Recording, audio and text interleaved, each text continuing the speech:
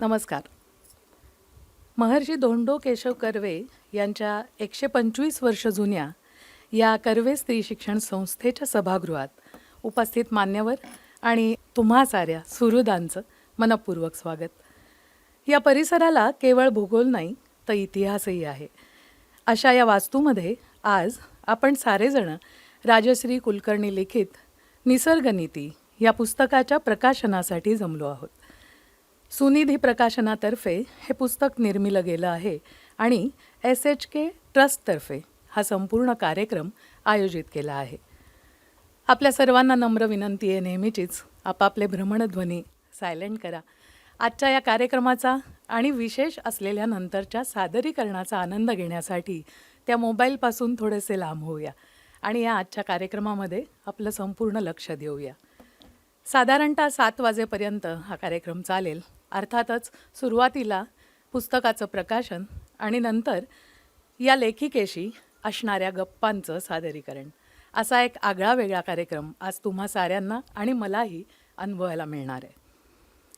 आज या कार्यक्रमासाठी आवर्जून उपस्थित असलेले सुनिधी प्रकाशनाचे श्री अविनाश काळे सर, कर्वे स्त्री शिक्षण संस्थेच्या अध्यक्षा श्रीमती स्मिता घैसास मॅडम, कर्वे स्त्री शिक्षण संस्थेचे स्वीकृत सदस्य श्री अभय कुलकर्णी सर, आमच्या BMCCचे आमचे कंदलगावकर सर, फिरोदिया करंडक, पुरुषोत्तम करंडक या साऱ्यातून मी राजश्री किरण आम्ही सारे इथपर्यंत पोचलो त्या फिरोदिया करंडकाचे सूर्यकांत कुलकर्णी सर, असे अनेक मान्यवर आज आम्हाला आशीर्वाद द्यायलाच उपस्थित आहेत असं मी म्हणेन.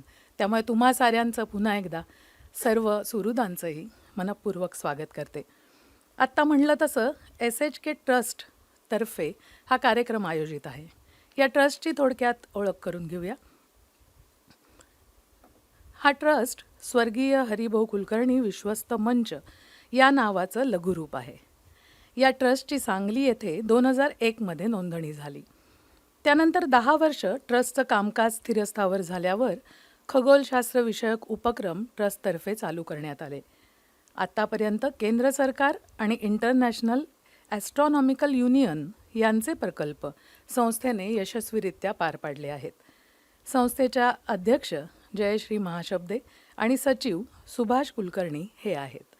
संस्थेला श्रीमती सुधाताई कुलकर्णी आणि श्रीयुत मधुकर महाशब्दे यांचं मार्गदर्शन आणि नेतृत्व लाभल्यामुळेच आतापर्यंतची यशस्वी वाटचाल संस्थेने केली आहे.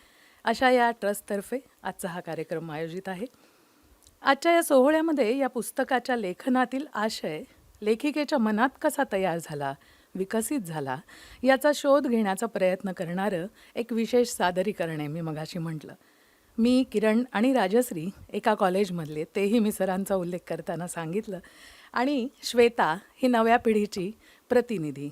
आम्ही तिघी मिळून हे प्रकाशनानंतरचं सादरीकरण करणार आहोत. या सादरीकरणाचा काही भाग हा जुन्या पूर्ण आठवणींचा आहे. त्याचा आनंद आपण सगळे मिळून घेऊच यात. या पुस्तकाची पाळंमुळं राजश्रीच्या बालपणापासून रुजली आहेत. त्या पुस्तकाविषयी सांगताना मी प्रस्तावनेचा भाग अंश तुम्हाला वाचून दाखवते. अर्थात प्रस्तावना ही doctor Kiran Kulkarni IAS officer आणि राजश्रीचे आयुष्यभराचे साथीदार, साक्षीदार यांनी लिहिली आहे. शाश्वताचा साक्षीदार. काय करायचे हे समजते, पण कसे करायचे हे समजत नाही. खूपच अडचणी येतात. अडचणी छोट्या असतात पण नाही जमत. या आणि अशा प्रकारच्या मनातल्या मुद्द्यांना उत्तर देणारं हे छोटेखानी पुस्तक आहे. पुस्तकाचा विषय आहे तुमच्या माझ्या जिव्हाळ्याचा आणि महत्त्वाचा. अगदी जागतिक पातळीपासून वैयक्तिक पातळीपर्यंत महत्त्वाचा. रसायनमुक्त आणि शाश्वत जीवनशैलीचा. पर्यावरणाचे आणि पर्यायाने आपल्या पृथ्वीचे रक्षण करण्यासाठी रसायनमुक्त जीवनपद्धती असायला पाहिजे, हे आता बहुसंख्य सुजाण आणि विचारी माणसांना पटलं आहे. त्यासाठी काय करायचं हे पण समजतं. प्रत्यक्षात तसा प्रयत्न करण्याची मनापासून इच्छाही असते. पण हा पण आडवा येतो. छोट्या छोट्या अडचणींमुळे नाही जमत. वेगवेगळ्या पद्धतीने घातक रसायनांचा शरीराशी संबंध येतो आणि हे चांगलं नाही असं लक्षातही येत असतं. इच्छा असूनही बाजारात मिळणारे केमिकलयुक्त क्लीनर्स, साबण, वॉशिंग पावडर असे एक ना दोन अनेक पदार्थ दैनंदिन जीवनात वापरले जातात. मग रसायनमुक्त जीवनशैली हा फक्त दिवाणखान्यातल्या चर्चेचा, बोलण्याचा विषय ठरतो. वाईट परिणाम लगेच दिसून येत असलेल्या एखाद्या घातक प्रॉडक्टबद्दल कळते आणि त्याचा वापर बंद करायचं ठरवलं जातं. पण हळूहळू घातक परिणाम करणारे आणि दीर्घकाळाने परिणाम जाणवणारे अशा रासायनिक प्रॉडक्ट्सचं काय? सुदैवाने अजूनही परिस्थिती फार हाताबाहेर नाही. काही संवेदनशील आणि सुजाण पृथ्वीप्रेमी मनावर घ्यायला तयार आहेत. अडचण आहे ती छोट्या छोट्या मुद्द्यांवर सोप्या आणि योग्य मार्गदर्शनाची. नेमकी हीच गरज ही पुस्तिका पूर्ण करते. अवघड गोष्ट साध्य करणाऱ्या सोप्या युक्त्या. पर्यावरण रक्षणाच्या मोठ्या बाता किंवा आकडेवारी यापासून लेखिकेने या पुस्तकातील मजकुराला कटाक्षाने दूर ठेवलंय. स्वतःच्या दैनंदिन प्रयोगांमधून गेल्या 20 वर्षांच्या अनुभवातून स्वतः रसायनमुक्त आयुष्य जगण्याचा पराक्रम करताना आलेल्या छोट्या छोट्या अडचणी आणि त्यावर केलेले साधे सोपे पण यशस्वी उपाय हा या पुस्तकाचा आशय आहे. हे पुस्तक म्हणजे आत्मकथा नाही, स्वतःच्या कर्तबगारीचा पोवाडाही नाही, तर स्वतःचे इको फ्रेंडली प्रयोग संवेदनशील वाचकांपुढे मांडण्याचा प्रामाणिक प्रयत्न आहे. यामध्ये यश आहे तसं अपयशही आहे. छोट्या कृतीचे मोठे फायदे पाहून आनंदून जाणंही आहे आणि खूप समजावून सांगूनही साधी गोष्ट इतरांना समजत नसल्याबद्दल हिरमूष नाही आहे. ही पुस्तिका एका अर्थी आरशाचं काम करते. स्वतःला प्रतिबिंबात पाहताना वाचकांनी स्वतःला न्याहाळावं, स्वतःची वर्तणूक तपासावी आणि दृष्टिकोन ठाकठीक करून घ्यावा. पर्यावरण स्नेही असण्याच्या कसोटीवर स्वतःला घासून घ्यावं. पर्यावरण स्नेही पद्धतीने वागताना भोवतालच्या अनेक जणांपेक्षा आपण निराळे पडतो, प्रसंगी विचित्र ठरतो, पण घेतला वसा टाकू नये, चांगल्यासाठीचा हट्ट सोडू नये हे बळ या पुस्तिकेतून मिळते. त्याचीच सर्वात जास्त गरज आहे. पर्यावरण स्नेही वागणूक, पर्यावरण रक्षणाची गरज आणि तत्सम विषयांवर प्रचार आणि प्रसार जोरात चालू आहे. तीच उदाहरणं, आकडेवारी आणि शब्दांचा फुलोरा यामुळे कधी प्रचाराचे प्रयत्न कंठाळी झाल्यासारखे वाटतात, म्हणजे फक्त बोलण्यापुरते. नक्की काय करायचं आणि कसं करायचं हे साध्या आणि सुटसुटीत शब्दात सांगितलंच जात नाही. कधी एखाद्याच मुद्द्यावर क्रेझी पद्धतीने अवास्तव आग्रह दिसून येतो. अभिनिवेशामध्ये आशय हरवतो. या पार्श्वभूमीवर पुस्तिकेतील साधी सरळ भाषा, सोपी उदाहरणं आणि सहज साध्या युक्त्या प्रयुक्त्या हे सारंच मनाला भिडतं. पर्यावरणासाठीची प्रांजळ साध जाणवते. म्हणूनच ही पुस्तिका वाचणं, समजून घेणं आणि अंमलात आणणं हे सुद्धा महत्त्वाचं ठरतं. वाचक हा नुसता वाचक न राहता या विषयासाठी कृतिशील होणं हेच या पुस्तिकेचं उद्दिष्ट आणि यश. अशी ही प्रस्तावना किरण सरांनी लिहिली आणि आपल्या साऱ्यांपर्यंत या पुस्तकात काय आहे त्याचा संपूर्ण आशयच आपल्याला जाणवला. असं हे वैशिष्ट्यपूर्ण पुस्तक ज्या प्रकाशकांनी प्रकाशित केलं त्यांची ओळख आता आपण करून घेऊया. श्री अविनाश काळे.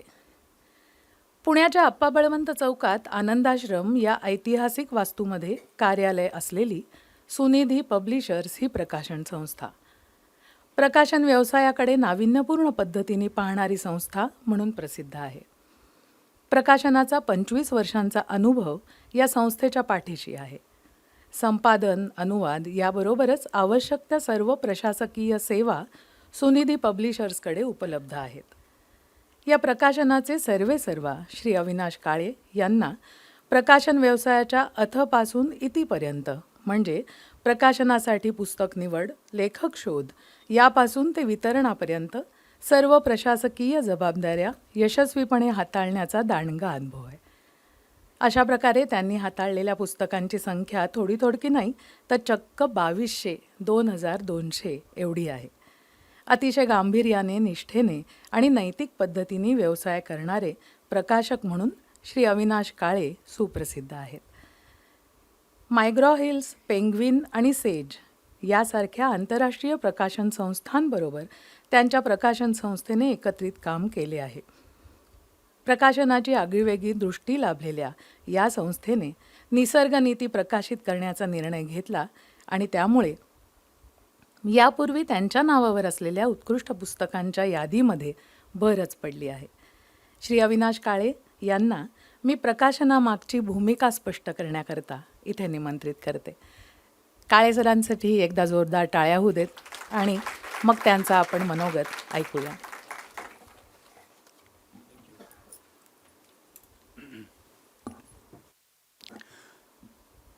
उपस्थित सर्व मान्यवर, इथे उपस्थित सभागृहामध्ये जे कोणी सगळेजण जे आज उपस्थित आहेत, माझ्या दृष्टीने सगळेच जण मान्यवर आहेत आणि काही विशेष मान्यवर तर आहेतच.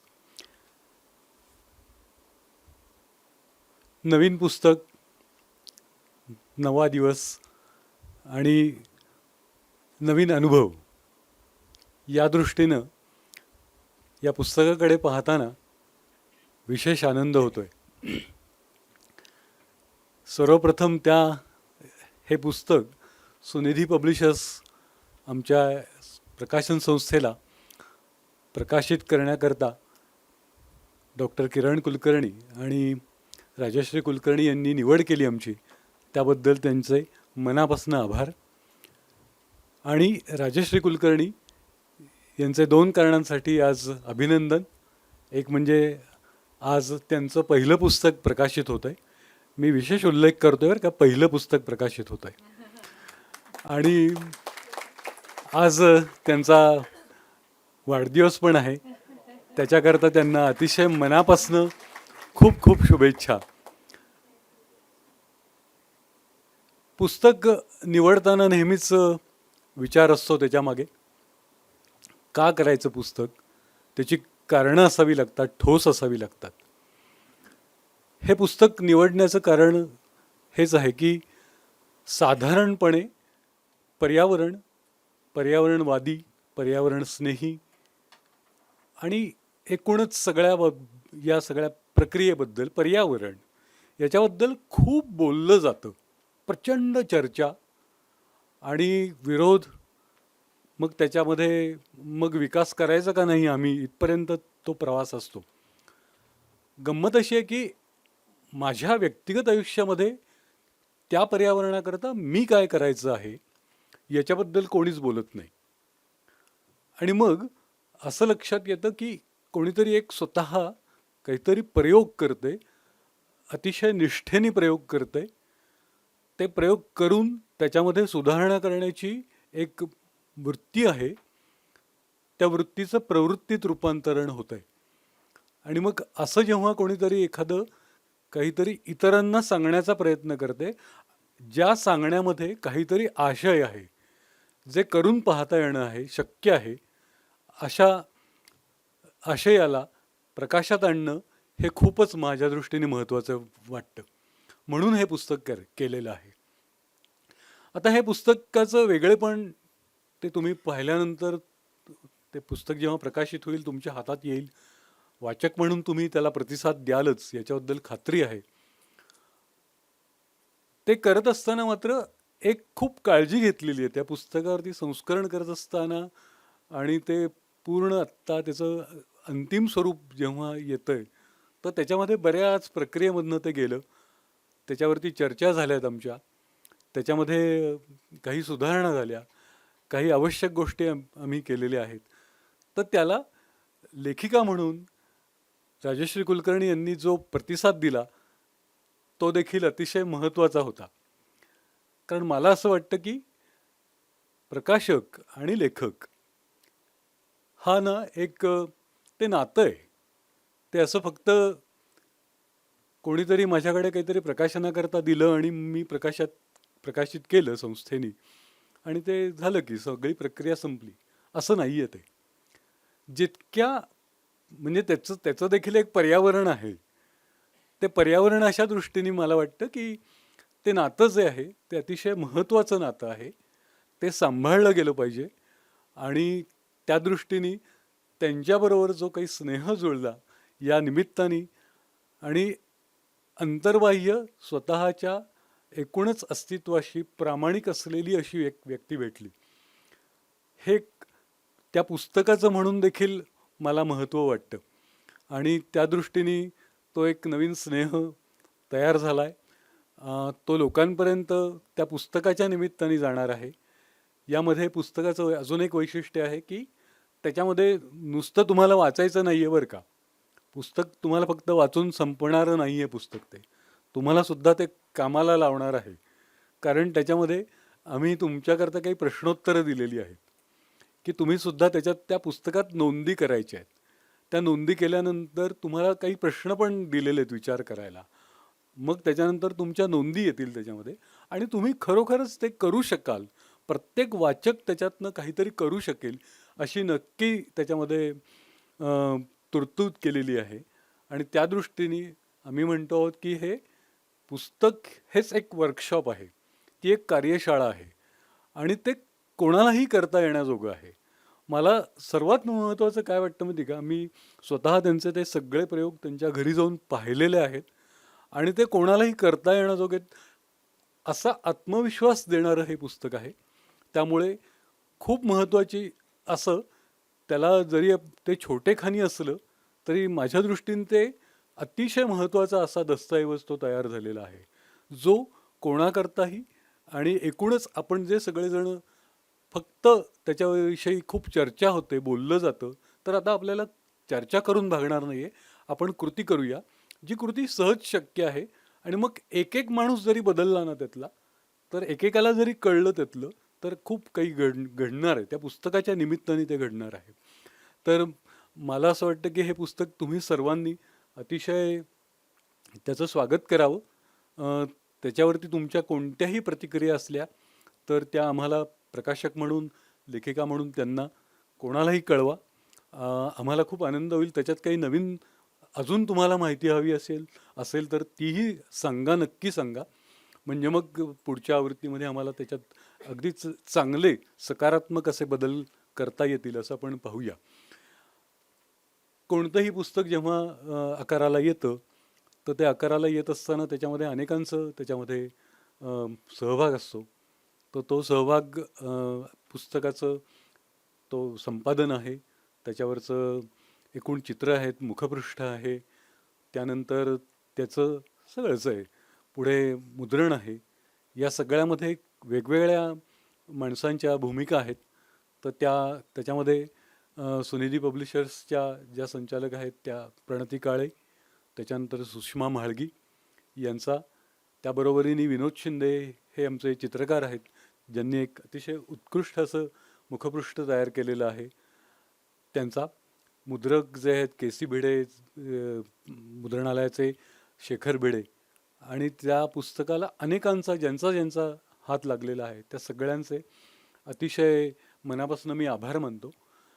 आणि आजचं एक वेगळेपण आहेच, हे तुम्हाला कळेलच. हे पुस्तक ज्यांच्या हातून प्रकाशित होणार आहे त्यांचा फार मोठा या सगळ्या प्रवासामध्ये, आणि मी त्यांच्या गप्पा गोष्टी पण ऐकल्यात त्यांच्याबद्दल, ते काय काय प्रयत्न करतात ते तुम्हाला नंतर कळतील. तर ते थोडंसं त्यांचंही खूप मनापासून दोघांचंही अभिनंदन. आणि सगळ्याच एकूण प्रक्रियेमध्ये जे कोणी याच्यात सामील आहेत त्या सगळ्यांचं अभिनंदन करतो आणि माझे 2 शब्द थांबवतो. धन्यवाद.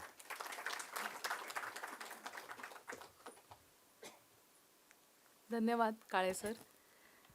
आणि मगाशी उल्लेख केला तसा आजच्या या कार्यक्रमाच्या विशेष निमंत्रित कर्वे स्त्री शिक्षण संस्थेच्या अध्यक्षा स्मिताताई घाईसास, त्यांच्याविषयी जाणून घेऊया. आपल्या साऱ्यांना त्या ठाऊक आहेत. मगाशी उल्लेख केला तसा 125 वर्ष जुन्या आणि 62 शाळा आणि कॉलेजेस असलेल्या अशा या महर्षी कर्वे स्त्री शिक्षण संस्थेच्या त्या अध्यक्ष आहेत, ज्या 3 वेळा अध्यक्षपदासाठी निवडून आल्या आहेत. मिलीनेक इंडिया प्रायव्हेट लिमिटेड या संस्थेच्या त्या अध्यक्ष आणि व्यवस्थापकीय प्रमुख आहेत. 81 सालापासून या कंपनीसाठी त्या काम करत आहेत. लघु उद्योग भारतीच्या व्हाईस प्रेसिडेंट त्या आहेत. MSME नॅशनल बोर्डच्या त्या मेंबर आहेत. पुणे डिव्हिजनल प्रोडक्टिव्हिटी काउन्सिलच्या त्या मेंबर आहेत.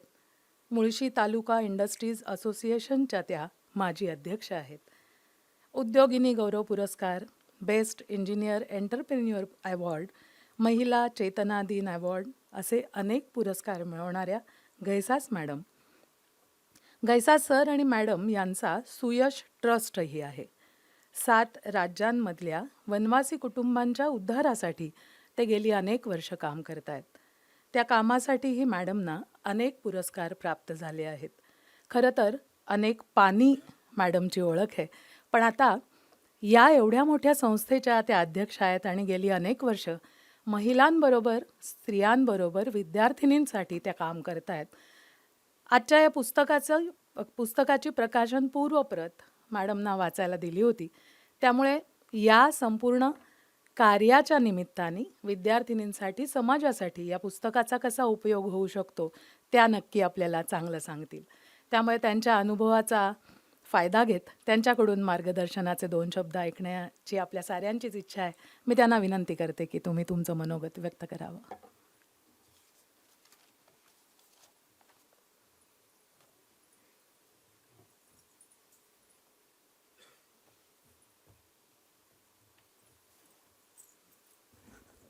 नमस्कार. आत्ताच कळलं की राजश्रीताईंचा आज जन्मदिन आहे. त्यामुळे पहिल्यांदा तुमच्या सगळ्यांच्यातर्फे, माझ्यातर्फे मी त्यांना शुभेच्छा देते. छोटंसं हे गीत की सुदिनम सुदिनम जन्मदिनम तव भवतु मंगलम जन्मदिनम, विजयी भवतु सर्वस्व सर्वदा,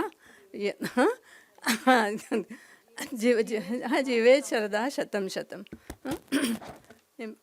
त्याच्यात भरपूर त्याचे कडवी आहेत मध्ये मध्ये. तर हे आज हा खूप चांगला आजचा आणखीन एक भाग आम्हाला कळला. म्हणजे तुमचा स्वतःचा वाढदिवस आणि त्या दिवशी पहिलं पुस्तक, त्यामुळे आता पुढचा वाढदिवसाच्या आधी दुसरं पुस्तक यायची जबाबदारी आलेली आहे. दुसऱ्या वाढदिवसाबरोबर दुसरं पुस्तक म्हणजे होईलच असं. मंचावरचे सगळे मंचाच्या समोर बसले सगळे मान्यवर वगैरे सगळ्यांना खरंच सगळे मान्यवरच आहेत. त्यामुळे सगळ्यांसाठी बोलायसाठी मी उभी आहे. आणि सगळे मान्यवर आहेत म्हणताना मला खरं म्हणजे भीती आहे की मी त्यांना असं म्हटलं होतं की मला त्यांनी बोलवलं की ह्याला या प्रकाशनाला. म्हटलं मला प्रकाशनाला यायला नक्की आवडेल, विषय खूपच आवडीचा आहे, पण बोलणं हा माझा विषय नाही आहे, मी वक्ता नाही आहे. एकच विषय असा आहे की जो विषय ह्यांनी लिहिला आहे तो मात्र माझ्या आवडीचा आणि थोडाफार मी प्रॅक्टिस केलेला पण आहे असं आहे. म्हणजे आत्ता मी जसं म्हटलं की नुसतं बोलायपेक्षा आम्ही प्रॅक्टिस केलेला याच्यातल्या काही सगळ्या, म्हणजे राजश्री त्यांनी प्रत्येक विषयामध्ये प्रॅक्टिस केली आहे. मी तसं नाही केलं, पण थोडाफार प्रॅक्टिस केलेला विषय आहे.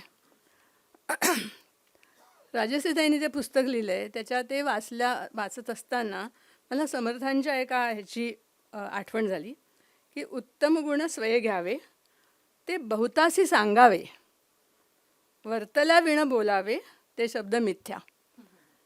त्यामुळे ह्याच्याप्रमाणे जे राजश्री त्यांनी जे लिहिलं आहे ते पहिलं करून बघितलं आहे आणि मग लिहिलं आहे. त्याच्यामुळे त्या पुस्तकाला खरंच खूप जास्त महत्त्व आहे. नाही मी म्हटलं मी वक्ता नाही आहे, त्याच्यामुळे काय जे विषय आहेत ते मी सांगते तुम्हाला. मध्ये पर्यावरण चा समतोल म्हणा किंवा शाश्वत जीवनशैली हे करताना त्यांनी त्यांचं असं म्हणणं की कुठले कुठले विषय आपल्याला लक्षात घ्यायला लागतात. तर ते विषय कुठले लक्षात घेताना म्हटल्यानंतर पहिला विषय आपल्या डोळ्यापुढे येतो प्लॅस्टिकचा उपयोग व्हायला नको, कचऱ्याचं व्यवस्थापन व्हायला हवं, सेंद्रिय शेती म्हणजे सेंद्रिय अन्न मिळायला पाहिजे, पॉवर, पाणी हे जे नॅचरल रिसोर्सेस आहेत त्याची कमीत कमी हे व्हायला हवी, त्याचा उपयोग कमीत कमी करायला पाहिजे, ते जपून वापरले पाहिजेत. आणि पण ह्या सगळ्या गोष्टी आपण बोलतो, सगळेजण बोलतो. खूप ठिकाणी यांनी म्हटल्यासारखं बोलण्यामध्ये जोर असतो, पण करायच्या वेळेला करायलासुद्धा इच्छा नसते असं नाही, इच्छा सगळ्यांची करायसाठी असते. पण अडचण आली तर मग तिथून मागे फिरतो माणूस आणि मी एकटा काय करणार, मी एकटा काय करणार आणि मला करायचं आहे. ह्याच्यासाठी ह्यांनी पुस्तकामध्ये खरंच खूप उदाहरणं दिली आहेत. खूप उदाहरणं म्हणजे बारीक बारीक उदाहरणं आहेत, पण आपण अगदी वाचावी आणि वाचल्यानंतर आपल्याला नक्की असं वाटेल किंवा आपल्याला करता पण येईल, प्रॅक्टिस करता येतील, अशी खूप उदाहरणं त्यांनी दिलेली आहेत. स्वतः करून बघितलेत, 100% सक्सेस मिळाला आहे आणि मग लिहिलेत. अशी जी उदाहरणं आहेत त्याच्यामध्ये त्यांनी पहिलं प्लॅस्टिकचं व्यवस्थापन म्हणताना त्यांचं म्हणणं की एक तर मी ठरवले की बाहेर दुकानात गेल्यानंतर प्लॅस्टिकची पिशवी घ्यायची नाही. बरोबर आपल्या कापडी पिशवी नाही घेऊन जायचं, नसेल तर काही व्यवस्था करायची पण प्लॅस्टिकची पिशवी नाही घ्यायची. हा इथून सुरुवात होते. बरं प्लॅस्टिकची नाही घ्यायची तर काही अशा असतात की ज्याच्यात आपण नाकारू शकत नाही. दूध प्लॅस्टिकमध्ये येतं, काही किराणा प्लॅस्टिकमध्ये येतो, मग काय करायचं? मग त्यांचं म्हणणं तुम्ही जेव्हा ती प्लॅस्टिकची पिशवी कापता अशी कापा की त्याचा तुकडा बाहेर पडणार नाही. मी हे का सांगते उदाहरणं, किती बारीक बारीक विचार करून करायला, कारण आपल्याला वाटतं की एवढंसं तुकडा, पण किती लोक आहेत, इतके तुकडे गेल्यानंतर काय होईल वातावरणाचं, ह्याचा विचार करून त्यांचं म्हणणं मी हे एवढे सगळे बारीक बारीक त्या प्लॅस्टिकच्या ह्याच्यासाठी विचार केले. ते सगळं प्लॅस्टिक तुम्ही साठवा, व्यवस्थित धुवून साठवा म्हणजे घाण होणार नाही. आणि मग एक क्वांटिटी झाल्यानंतर काही लोक असे आहेत की जे त्याच्यासाठी त्याच्यावर काही काम करतात, त्यांच्याकडे त्या संस्थांकडे द्या. तसाच रियुजेबल कचरा आहे तोसुद्धा त्यांचं म्हणणं बारका बारका कागदाचा कपटा त्यांनी असं लिहिलं आहे, अगदी पार्किंगला गेलेलं छोटंसं बिल मिळेल तरी मी ठेवते आणि ते ठेवून मी सगळे कागद एकत्र करून नंतर रद्दीवाल्याला देते. अशी सगळी जी उदाहरणं आहेत, ही उदाहरणं करणं आपल्याला खरंच अवघड आहे का?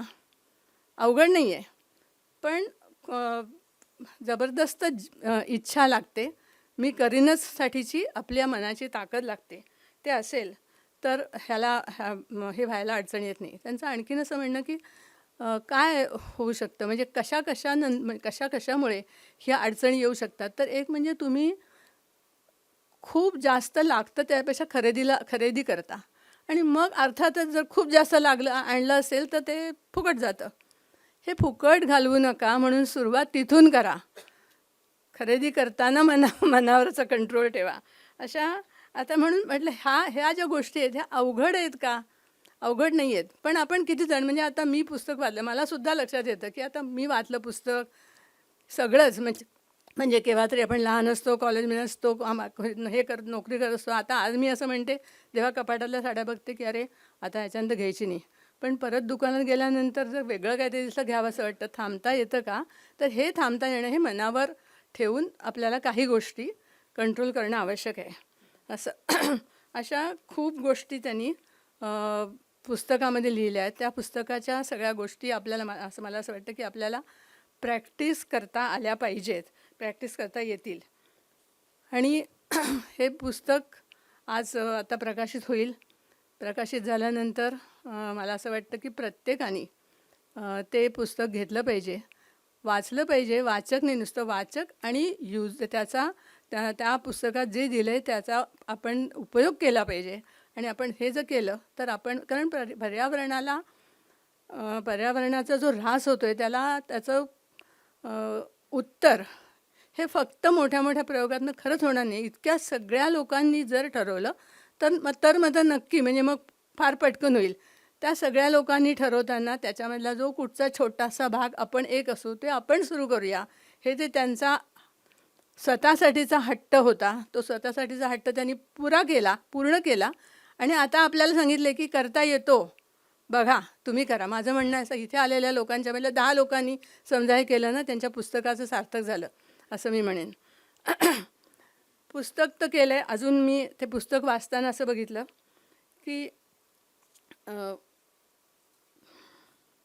मनी मानसी असं एक यूट्यूब चॅनल त्यांच्या मैत्रिणींनी सुरू केला आहे आणि माझे इको फ्रेंडली प्रयोग अशा अर्थाचा एक गप्पांचा कार्यक्रम ह्याच्यावरती होतो.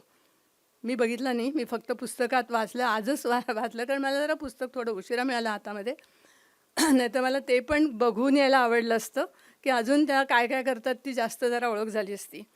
पण ते जे तो जो त्यांचा व्हिडिओ आहे, मला असं वाटतं की तोसुद्धा आपण बघावा. कारण प्रयोग तर सगळे, प्रयोग खूप आहेत, पण पुढे त्यांच्याबरोबर गप्पा मारायच्या आहेत. म्हणजे माझ्या ह्याच्यात स्वलिहिलेल्या ह्याच्यामध्ये आणखीन 4-5 उदाहरणं आहेत, पण मी सगळी सांगत बसले नाही, कारण त्या काय काय बोलून सांगणार आहेत आपल्याला. पण छोटे छोटे मुद्दामून सांगितले की छोटे उदाहरणं पण इफेक्टिव्ह काम, असं जे काही आहे हे आपण चालू करूया हा त्यांचा चॅनल पण बघूया. अजून त्यांच्या ह्याच्यामध्ये मी जे वाचले त्यांनी एक कूल द ग्लोब असे एक ॲप आहे. ते पण त्यांच्या कोणी केलं आहे, प्राची शेवगावकर म्हणून त्यांनी एक ते ॲप घेतलं आहे. ते ॲप त्यांचं म्हणणं असं की हे ॲप असं आहे की तुम्ही कुठे म्हणजे कशामुळे तुमच्या पर्यावरणाला धोका पोचतो आणि तो धोका कमी करायसाठी कुठले 10 पॉईंट की तुम्ही एक ते तुम्हाला एक टार्गेट देतात की एवढं तुम्ही ह्या वेळेला कमी करा एवढ्या दिवसामध्ये. आणि आपण त्यांच्या प्रश्नोत्तराच्या साहाय्याने आपण बघू शकतो की खरंच मी काम किती केलं आणि माझ्याकडनं काही झालं का. त्यांनी समजा टार्गेट दिलं की 10 पॉईंट तुम्ही कमी करा, निदान 5 पॉईंट 6 पॉईंटपर्यंत आपण जाऊ शकतो का, असं जर आपल्याला बघता आलं. आणि हे तर ह्या ॲपसुद्धा मला वाटतं आपण सगळं म्हणजे मी तर बघणार आहे गेल्यानंतर नक्की. आणि असं जर बघता आलं तर आपल्याला म्हणजे हे काय उद्देश काय, पुस्तक का वाचायचं, पुस्तक वाचल्यानंतर त्याच्यातलं काहीतरी त्या पुस्तकामध्ये त्यांना जे म्हणायचं आहे त्याचं काहीतरी सार्थक होईल असं काहीतरी आपण करणार असलं तर. म्हणून मी हे मनी मानस हे ॲप दोन्ही सांगितल्या गोष्टी की ह्याच्यासाठी आपण हेच बघावं आणि आपण जितकं काही आपल्याला काम करता येईल तितकं आपण काम करण्याचा प्रयत्न करावा. मी जे म्हटलं पहिल्यांदा थोडंसं की हा विषय माझ्या जिव्हाळ्याचा विषय आहे. तो अशासाठी की आम्ही काही यांनी मगाशी सांगितलं की आम्ही वनवासींसाठी काही काम करतो. वनवासींसाठी म्हणजे वनवासी अशा जागेवर असतात. हे दोघं जण लोक पण म्हणजे माझ्यापेक्षा खूप जास्त त्यांची तर किरण सरांची तर डॉक्टरेट आहे त्याच विषयावरती. तर हे जे लोक आहेत ते अतिशय रिमोट एरियामध्ये राहणारे, संसाधनं खूपशी नसलेले, जमीन असते, हात असतात, त्याच्या पलीकडे फारसं काही नसलेलं आणि वर्षाच्या एक दिवाळीनंतर म्हणा किंवा काही म्हणजे शेतीच्या सीझननंतर 1-2 महिन्याच्या आत त्यांच्याकडचं सगळं संपतं आणि नंतर खायलासुद्धा नाही अशा परिस्थितीमधले लोक जे आहेत. आम्ही आता हे असं काम करतो की त्यांच्या गावात जायचं, त्यांच्याकडे शेती असते. आम्ही असं बघितलं की जमीन असते, शेती म्हणायला नको, जमीन असते 1.5-2 एकर जमीन असते. तर त्या जमिनीतून त्यांचे हात आणि त्यांची जमीन मिळून असं त्यांना काम करायला दाखवायचं की त्यांचं वार्षिक उत्पन्न हे कमीत कमी 2 लाखाचं प्रत्येक फॅमिलीचं झालं पाहिजे. आणि जर त्यांच्या गावामध्ये त्यांना 2 लाखाचं उत्पन्न मिळालं तर ते अतिशय उत्तम परिस्थितीत राहू शकतात. हे करताना हे सगळं सांगायचं कारण हे करताना आम्ही ऑर्गॅनिक शेती असा त्यांना विषय सांगतो नाही, इन्सिस्ट करतो. आमचे लोक कामाला जात असतात, आम्ही त्यांच्याकडे जातात, आम्ही इन्सिस्ट करतो, आम्ही हे सगळं शिकवतो. आम्ही त्यांना कंपोस्टिंग शिकवतो, हे जे सगळे बायो एन्झायमिस सांगितले त्यांनी त्या बायो एन्झायमिस करायला शिकवतो. करतात ते त्यांना पण, कारण त्यांचा तो पण जिव्हाळ्याचा विषय असतो, ते काम करतात त्याच्यावरती. आम्ही जातो, आम्ही त्यांना बघतो की अरे ऑर्गॅनिक शेती कशी होते, मग काय दाखवतात आम्हाला. हे शेत आहे ना इथे लावलं आहे, हे आम्ही ऑर्गॅनिक पूर्ण 100% ऑर्गॅनिक केलं आहे. आणि इकडे जे आहे ह्याच्यामध्ये आम्ही दोन्ही केलं आहे, ऑर्गॅनिक पण आहे आणि केमिकल पण आहे. असं का, कारण ऑर्गॅनिक करताना थोडे जरा जास्त कष्ट आहेत. म्हणजे हे गोष्टी आपल्याला करायला लागतात, कंपोस्ट आपल्याला करायला लागतं, औषधं आपल्याला करायला लागतात. तर ते का हे म्हणे आम्ही आमच्या खाण्यासाठी वापरलं आहे आणि हे आम्ही विकायसाठी केलं आहे. आता हा जो गोष्ट आहे ना ही विकायसाठी केलं आहे आणि खाण्यासाठी केलं आहे, ही सुद्धा ह्याचासुद्धा अवेअरनेस म्हणजे विकायसाठी का असं. आणि उत्पन्न आम्ही असं बघितलं आहे की उत्पन्न जास्त येतं, खर्च कमी येतो आणि उत्पन्न जास्त येतं, पण कष्ट पण थोडे जास्त आहेत. विकत बाजारात गेलं आणि आणलं असं नाही होत, आपल्याला काम करायला लागतं त्याच्यावरती. तर ही म्हणजे हे मी म्हटलं असं मी थोडंसं हे करते. हे कसं म्हणजे त्यांच्यापर्यंत हे कसं बिंबवावं हे हा आमच्या पुढचा थोडासा प्रश्न आहे. म्हणजे अजून असं की ऑर्गॅनिक शेती करतात, उत्पन्न वाढतं, काम चांगलं होतं, पण सगळे ऑर्गॅनिक नाही करत. आणि म्हणजे आमची कल्पना अशी होती की एवढ्या सगळ्या वनवासींनी ऑर्गॅनिक शेती केली तर केवढं होईल, पण ते नाही अजून जमलं. ते कसं करायचं ह्याच्यासाठी आपण यांच्याशीच नंतर म्हणजे मीच गप्पा मारेन त्यांच्याबरोबर. आणि बाकी पुस्तक खूप छान झालेलं आहे. पुस्तक सगळ्यांनी वाचा आणि मी म्हटलं असं अनुभवा, प्रयोग करा आणि थोडासा आपला खारीचा वाटा उचला तर ह्या पुस्तकाचं सार्थक होईल हे सांगते आणि थांबते. धन्यवाद.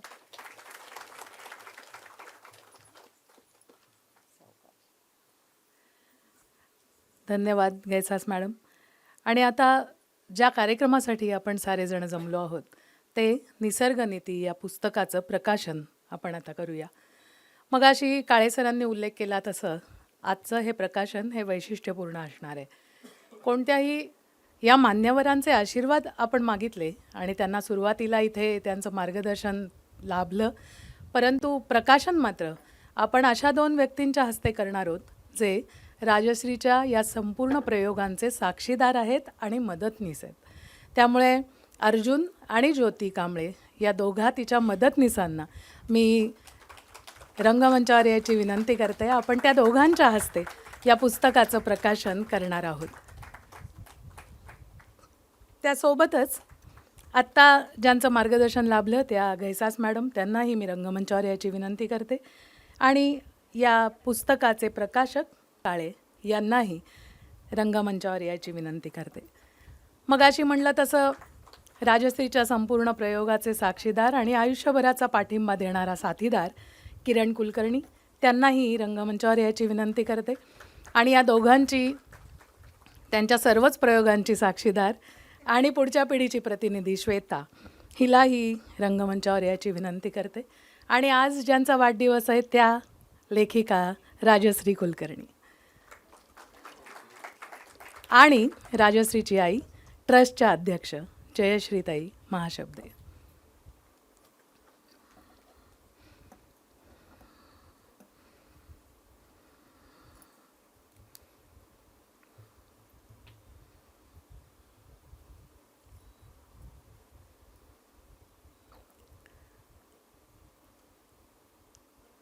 अर्जुन आणि ज्योती दोघांनाही विनंती आहे की आजच्या या पुस्तकाचं प्रकाशन त्यांनी करावं.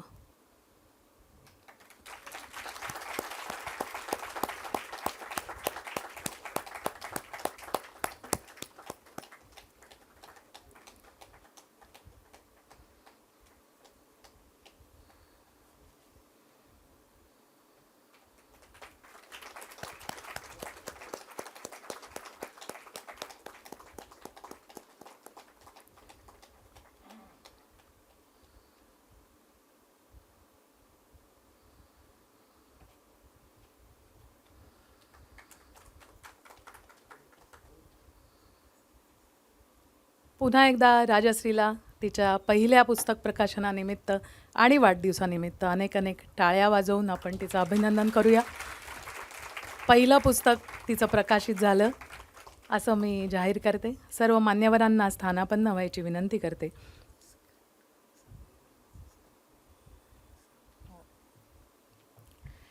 आणि आता या नव्या पिढीची साक्षीदार आणि राजश्रीच्या प्रयोगांची साक्षीदार श्वेता हिने एक छोटी फिल्म तयार केली आहे. त्या फिल्मची गंमत शेवटपर्यंत अनुभवूया. मीही तुमच्यासारखीच प्रेक्षक म्हणून प्रेक्षागृहात येणार आहे. मी ज्योती कांबळे आणि राजश्री मॅडमच्या इथं स्वयंपाकाला कामाला बाई लागत होती, तर मी आले विचारायला लागणार आहे का, तर त्या म्हणल्या हो मला स्वयंपाकासाठी पण पाहिजे, झाडू पोछ्यासाठी पण पाहिजे बाई. तर मी म्हणलं ठीक आहे चालन. मला प्रश्न पडला, मॅडम तुमच्या घरामध्ये अंगाची साबण नाही, कपड्याची साबण नाहीये, ना भांड्याची साबण नाही, ना फरशी पुसायला काहीच नाही तुमच्या इथं, म्हणजे लायझोल वगैरे. तर मॅडम म्हणल्या की मी घरीच बनवते. तर मग मी त्यांना चौकशी केली कसं कसं घरी बनवायचं. मग ते संत्रीच्या साली हे आहेत ना, त्या मग मॅडम म्हणल्या त्या संत्रीच्या सालीपासनं आपण फरशी पुसायचं बनवणार आणि रिटा आहे ना, रिट्यापासनं आपण कपड्याचं बनवणार. म्हणलं मग ह्याच्यापासनं काय होणार. मग मॅडम म्हणल्या ह्याच्यापासनं नदी नाल्यामध्ये जे फेस होतो, नदी नाल्या जे खराब होतात ते होणार नाहीत, नितळच पाणी राहणार. मग आपल्या मुलांसाठी बरंच आहे ना, आपण जर नाही वापरलं केमिकल तर आपल्या मुलांसाठी बरंच आहे. मला आधी वाटलं ते वापरायच्या आधी की हे वापरल्यावर खरंच चांगलं निघेल का, कारण दुसरीकडच्या मॅडम लोकांकडे कशी सवय केमिकल, सगळं केमिकलच वापरायचं. पण त्याच्यानी माझ्या हाताला चिरा पाडायच्या, मग त्याच्यानी मी घरी गेलं की तोच हाताचा वास यायचा नाही का. आम्ही दिवसभर राबराब काम करतो तुमच्या इथं, मग त्याच्यामध्ये केमिकल असतं, आम्ही तुम्हाला काहीच बोलू शकत नाही ना. केमिकल आहे आम्हाला ठीक आहे, आम्ही वापरतो, घरी जाऊन किती हात धुतले काय केलं तरी तो जेवताना वास येतोच हाताचा, पण आम्ही बोलू शकत नाही ना, आम्हाला पोटासाठी करावंच लागतं. बायो इन्झाईन जेव्हा आम्ही टाकून वापरतो ना, चकाचक फरशी निघते, त्याच्यामध्ये काहीच नाही. असं नाहीये की तुमच्या ह्याच्यानीच निघते केमिकलच्या लिक्विडनस निघते असं नाहीये. मॅडमच्या इथं जेव्हा मी फरशीला ते वापरलं आणि भांड्यांना पण मी राख वापरली तर माझ्या हाताला पण खराबी झाली नाही आणि चकाचक सगळं निघत होतं. आणि विषय म्हणजे चिलट माशा हे असं काहीच येत नाही. मग मी एकदा दोनदा घरी घेऊन गेले ती बॉटल तर मलाही बरंच वाटलं, माझं पाणी खराब नाही झालं. मी मग माझ्या आजूबाजूला पण सांगितलं की बुवा हे बघा वापरून, थोडंसं मी दिलं सगळ्यांना थोडं थोडं वापराय तर त्यांनाही बरं वाटलं. मग तेही ऑर्डर करतात त्यांना. तर मला असं वाटतं सगळ्यांनी हे वापरून बघावा आणि सगळ्यांसाठी चांगलं आहे. माझं नाव अर्जुन भगवान कांबळे. मी 2015ला पुण्यात आलेलो. तसे मी दुसरे कामं करीतच होतो अगोदर आणि 2019ला राजश्री कुलकर्णी मॅडमकडे मी कामाला लागलो. तर त्यांच्याकडे मी कामाला लागलो हाऊसकीपिंगच्या कामाला. सुका कचरा आणि ओला कचरा कसा वेगळा करायचा हे मला माहीत होतं, परंतु त्यांच्याकडे आल्यानंतर प्लॅस्टिक वेगळं, पुट्टे वेगळे, अजून ओल्या कचऱ्याचं कंपोस्ट कसं बनवायचं ते काम कळलं. आणि नंतर मग बायो एन्झाईम करायलाच शिकवलं मॅडमनी मला. त्या करतच होत्या अगोदर, पण मी आल्यानंतर मला कसं करायचं, अगोदर 5 लिटरच्या बॉटलमध्ये आम्ही तयार करायचो. संत्र्याच्या सालींपासून रिटा, लॉन्ड्री वॉश असं करायचो. मग नंतर 10 लिटरच्या बॉटलमध्ये करायला लागलो, नंतर 20 लिटरच्या, आणि मग आत्ता तर आम्ही 200 लिटरचे ड्रम ठेवतो, त्यामध्ये बायो एन्झाईम तयार करतो. आणि त्याचे आता ऑरेक्स ऑर्गॅनिक एक आम्ही ते कंपनी खोललेली. आता मार्केटमध्ये तर आणखीन प्रोडक्ट असतात कोणतेही, त्याच्यात केमिकल असतं आणि आमच्याकडे केमिकल नसतं. आणि आपण जे केमिकलचं वापरतोय ते डायरेक्ट असे नालीमधून वड्यामधून डायरेक्ट नदीला जातं, तर नद्या पण कसं घाण होतात ना. आणि आमचं एन्झाईम जे आहे ते आपण ड्रेनेजमधून जर सोडलं तर ते शुद्धच करीत जातं, क्लीन करीत जातं पाणी. आपण जे साफ करून टाकलेलं पाणी आहे एन्झाईमचं ते स्वच्छ करीत जातं नदीला पण चांगलं होतं आणि त्याच्यामुळे फायदा होतो. तर मला असं वाटतं की त्यामुळं हे एन्झाईम सर्वांनी वापरलं तर फायदाच होईल. आताच ज्या पुस्तकाचं प्रकाशन झालं निसर्ग नीती, त्या पुस्तकाची लेखिका राजश्री कुलकर्णी म्हणजे माझी आई. माझी लाईफ पार्टनर माझी सासूबाई, ती माझी मोठी मुलगी, माझी मावशी, माझी मोठी बहीण. ॲक्च्युली ती मोठी बहीण नसून खरं तर माझा मोठा भाऊच आहे, कारण ती प्रत्येक वेळेस माझ्या पाठीशी अशा तऱ्हेने उभी राहिली आहे की मोठा भाऊ जसा एखाद्या लहान बहिणीसाठी उभा राहतो तशीच ती कायम माझ्या पाठीशी उभी असते. कुठल्या गोष्टीचं सोल्युशन तिच्याकडे नाही असं नाही, प्रत्येक गोष्टीचं सोल्युशन तिच्याकडे मिळतं. तिला कधीही विचारायला गेलं ना, ताई मला हे करायचंय कसं करू, तर ती एखाद्या सोल्युशनला 2 ते 3 पर्याय देते. म्हणजे तिच्याकडे ते कायम उपलब्ध असतात. ते आपल्याला प्रॉब्लेम सॉल्व्ह होणार हे पक्की खात्री असते तिच्याकडे एकदा गेल्यानंतर. आयडियांचं तर तिच्याकडे भरपूर भंडारच असतं. कायम ती सतत बॅक ऑफ द माइंड बहुतेक तिच्या हे चालूच असतं की आपण ह्याच्यातनं हे केलं तर काय होईल, त्याच्यातनं ते केलं तर काय होईल, हे बहुतेक तिच्या बॅक ऑफ द माइंड सतत चालू असतं. दुसरी गोष्ट म्हणजे ती अत्यंत वर्कोहोलिक आहे, कधीही स्वस्थ बसत नाही. एखाद्या वेळेस जर असा फोन केला आपण आणि ती जर म्हणली की अगं मी पडले होते 5 मिनिटं, अरे तू कशी काय पडलीस, असं नसतं, असं तुला बरोबर नाही असं पडणं वगैरे असं म्हणायची वेळ येते तिला. आणि तिला हे जे बाळकडू मिळाले ते माझ्या आईकडनं म्हणजे तिच्या आजीकडनं मिळालेलं आहे. ती लहानपणापासूनच आजीकडे राहिल्यामुळे सगळे संस्कार तिच्यावर आजीचे झालेले आहेत आणि हे मला तिच्यातनं माझी आई दिसते. आणि तिला लहानपणापासून बागकाम, विणकाम, शिवणकाम, भरतकाम, पेंटिंग, ड्रॉइंग याच्यात पहिल्यापासूनच तिला आवड होती आणि ते तिने प्रत्येक वेळेला केलेलं आहे आणि तिच्यापासून ते मी पण शिकले. त्यामुळे शिवणकाम वगैरे ती माझ्याकडनं शिकली पण बाकीचं मी तिच्याकडनं शिकले. आई ना कधी कधी मला असं म्हणते की मी तिचं गिनीपिग आहे. ते का हे तुम्हाला ना खरं तर हे पुस्तक वाचल्यावर कळेल. लहानपणापासून तिचे हे अनेक निसर्ग नीतीचे प्रयोग बघतच मी मोठी झाले. त्याच्यामुळे ओला आणि सुका कचरा वेगळा टाकणे, प्लास्टिक न वापरणे हे सगळं तर माझ्या अंगातच भिनलंय.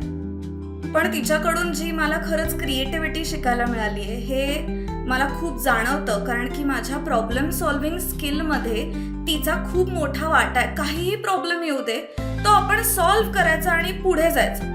चूक झाली तर त्याच्यावर रेंगाळत बसायचं नाही. या गोष्टी मी तिच्याकडून शिकली आहे आणि मला असं वाटतं याचा मला माझ्या एंटरप्रेन्युअरल जर्नीमध्ये खूप फायदा होतो, जो मी आता तिच्या थ्रू परत नव्याने एक्सपिरियन्स करते ओरिक्सी ऑर्गॅनिक्समधून. तिचे ते प्रोडक्ट्स जेव्हा ती ते कसे बनवते आणि त्यात ती कशी केमिकल्स ॲड नाही करत, हे म्हणजे विचार करण्याची गोष्ट आहे. कारण मोस्ट ऑफ द टाइम आपण हे करतो की ठीक आहे की त्यांचे ते केमिकल्स वापरतात तरी लोक वापरतात, बट ते किती चांगलं आहे हे लोक लक्षात घेत नाहीत. नंतर तिच्यासोबत जे एक्झिबिशन्सला मला जायला मिळतं, त्या एक्झिबिशन्समध्ये मला तिच्यासोबत सेलिंगचा जो एक तो बॅकग्राऊंड आणि सेलिंगचा जो एक्सपिरियन्स असतो ना, प्रोडक्ट्स आपले स्वतःचे बनवलेले प्रोडक्ट सेल करण्याचा, तो खूप फन आणि असा मेमोरेबल असतो. ज्यात आता मला तिच्यासोबत जाऊन प्रोडक्ट्स कसे सेल करायचे ते लर्न करायला मिळतं आणि लोक प्रोडक्ट्स त्यांचे कसे सेल करतात किंवा ते त्यांचा कसा तो बिझनेसचा एक वे असतो अबाउट टॉकिंग, निगोसिएशन अँड तो जो सगळा प्रोसेस असतो तो मला तिच्यासोबत शिकायला मिळतो. Over the last 2 years, it's been a pleasure to watch Rajashree turn what has been a lifelong passion of hers, sustainability, recycling, looking after the planet, into a flourishing business.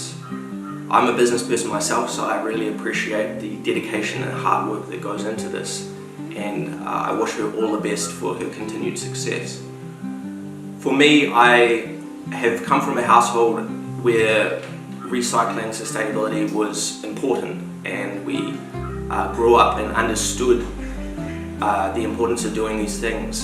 But I was so young that I never really took on board the reasons why we do these things. So it's been nice over the last few years, as I've grown closer and closer to Rajashree, to understand the significance and why it's so important that we as a whole society, as a world, a unified earth, we practice the things that we preach, we practice the things that are going to continue to allow us to live on this beautiful planet. And these are the things that are talked about within this book. Sustainable lifestyle, chemical free lifestyle आणि eco friendly lifestyle याचं ती म्हणजे प्रत्यक्ष उदाहरण आहे. मला तिच्याकडून हे शिकायला मिळालं की या पद्धतीने वावरताना कधी कधी कसं हट्टी राहावं लागतं आणि हट्टाने आपल्याला जे पटलंय ते कसं करून दाखवायचं असतं. हे खरंच मी तिच्याकडून शिकलो. आज ती लेखिका म्हणून आपल्या सगळ्यांच्या समोर येते आहे. अनेक क्षेत्रांमध्ये तिला गती आहे. यूट्यूबवर तुम्ही चॅनल जे आहे मनी मानसी, त्याच्यातनं जे ती मार्गदर्शन आपल्याला सस्टेनेबल लाईफ बद्दल करते ते सगळ्यांनी जरूर ऐकावं आणि जरूर ते आत्मसात करावं असं मला वाटतं. छोटीशी एक गोष्ट मी माझ्यात बदललेली ते सगळं बघून सांगते की दुधाच्या पिशव्या ज्या आपण कापतो त्या कायम आपण त्रिकोणी कापतो आणि तो तुकडा इकडे तिकडे पडतो. औषधाचं कार्टन खातो आपण, औषध ते कार्टन फेकून देतो. कधी कधी ते ओल्या कचऱ्यात जातं, कधी सुक्या कचऱ्यात जातं, आपल्याला माहिती पण नसतं. पण जेव्हापासनं मी ते बघायला सुरुवात केली, तिचं ते मार्गदर्शन मी ऐकत गेले, तेव्हापासनं हा बदल मी माझ्यात केला. आणि जरी चुकून ते गेलेलं असलं ओल्या कचऱ्यात तरी ते मी माझ्या हाताने काढून घेते की नाही हे चुकीचं आहे, हे नको करायला. हा मोठा बदल माझ्यात झाला. तिची जी ओरिक्सीची प्रोडक्ट आहेत ती तुम्ही सगळ्यांनी जरूर वापरावीत अशी माझी इच्छा आहे. आणि ह्या आजच्या पुस्तकातनं तुम्हाला असंच खूप छान छान काय काय गोष्टी तिच्याकडनं मिळतील हे मला माहिती आहे, खात्री आहे. तर ते पुस्तक तुम्ही जरूर वाचावं ही माझी मनापासून इच्छा. आणि त्याच्यानंतर आत्ता जे तिने काही प्रॉडक्ट्स तयार केलेली आहेत 10-12 प्रकारची, तर ती इतकी युजफुल आहेत की ते मी पण वापरते. मलाही त्याचा खूप फायदा झाला आणि मी सर्वांना सांगते की हे तुम्ही वापरा. आणि आत्ता ह्या पुस्तकातनं तिने त्याचेच काय प्रयोग केलेले आहेत, तर ते तुम्ही पुस्तक वाचा आणि त्याप्रमाणे तुम्ही अंमलात आणा. So I think it's a really nice book to spread a lot of good out into the world, and I wish it all of the success. I think you should all read it. I think it will give you some knowledge that you may already know, but it will reinforce their knowledge, and you can then take that forward and spread the good into the world. ह्या सगळ्या गोष्टी ज्या मी लहानपणापासून तिच्या पाहिल्यात त्या आता finally या पुस्तकात उतरल्यात आणि त्या तुमच्यापर्यंत इतक्या इझिली आता येऊ शकतात. तुम्ही सगळ्यांनी या पुस्तकातल्या गोष्टी जरूर करून बघाव्यात. त्याच्यामुळे तुम्हाला आनंदही मिळेल आणि निसर्गाला सुद्धा मदत होईल. So the only thing I can say is अशी क्रिएटिव्ह आणि फन मावशी भेटणं is very difficult. We wish you a very, very happy birthday. Happy birthday. Happy birthday. Happy birthday. Happy birthday. Happy birthday and I love you.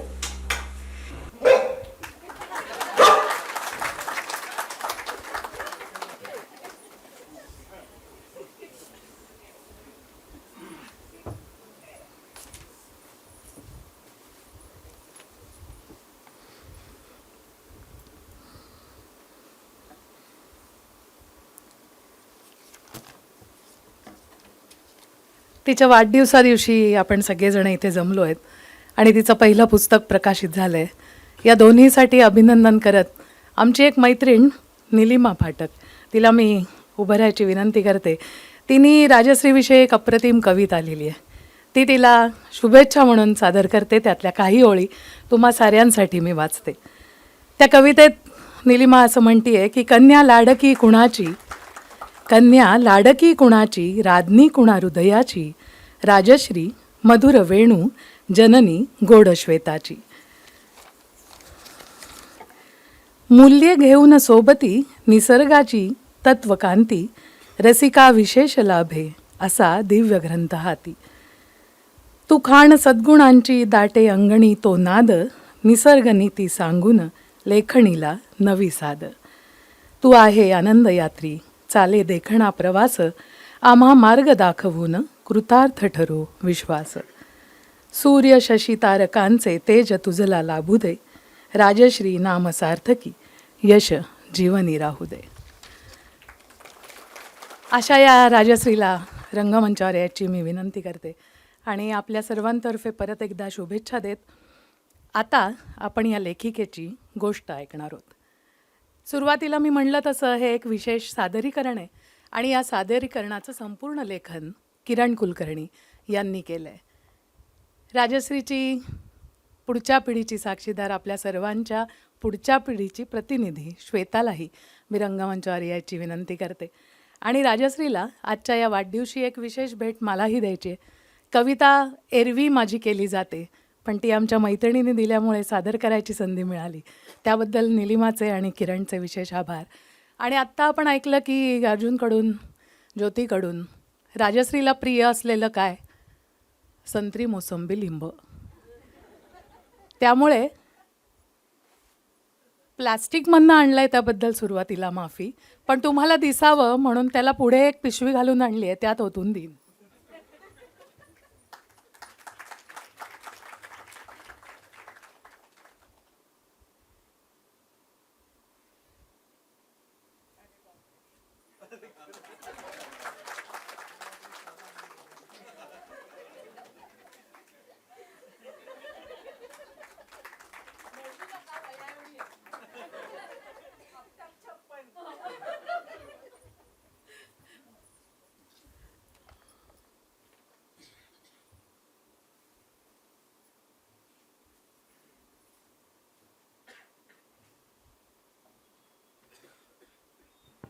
एक minute, आपण चालू करण्याआधी मगाशी प्रकाशनाच्या गडबडीमध्ये एक महत्त्वाची गोष्ट राहिली. आमच्या ज्योतिताईला 2 शब्द बोलायचे होते, तर तिला ते 2 शब्द बोलू देत आणि आपण कार्यक्रम पुढे चालू करू. ये ज्योतिताई.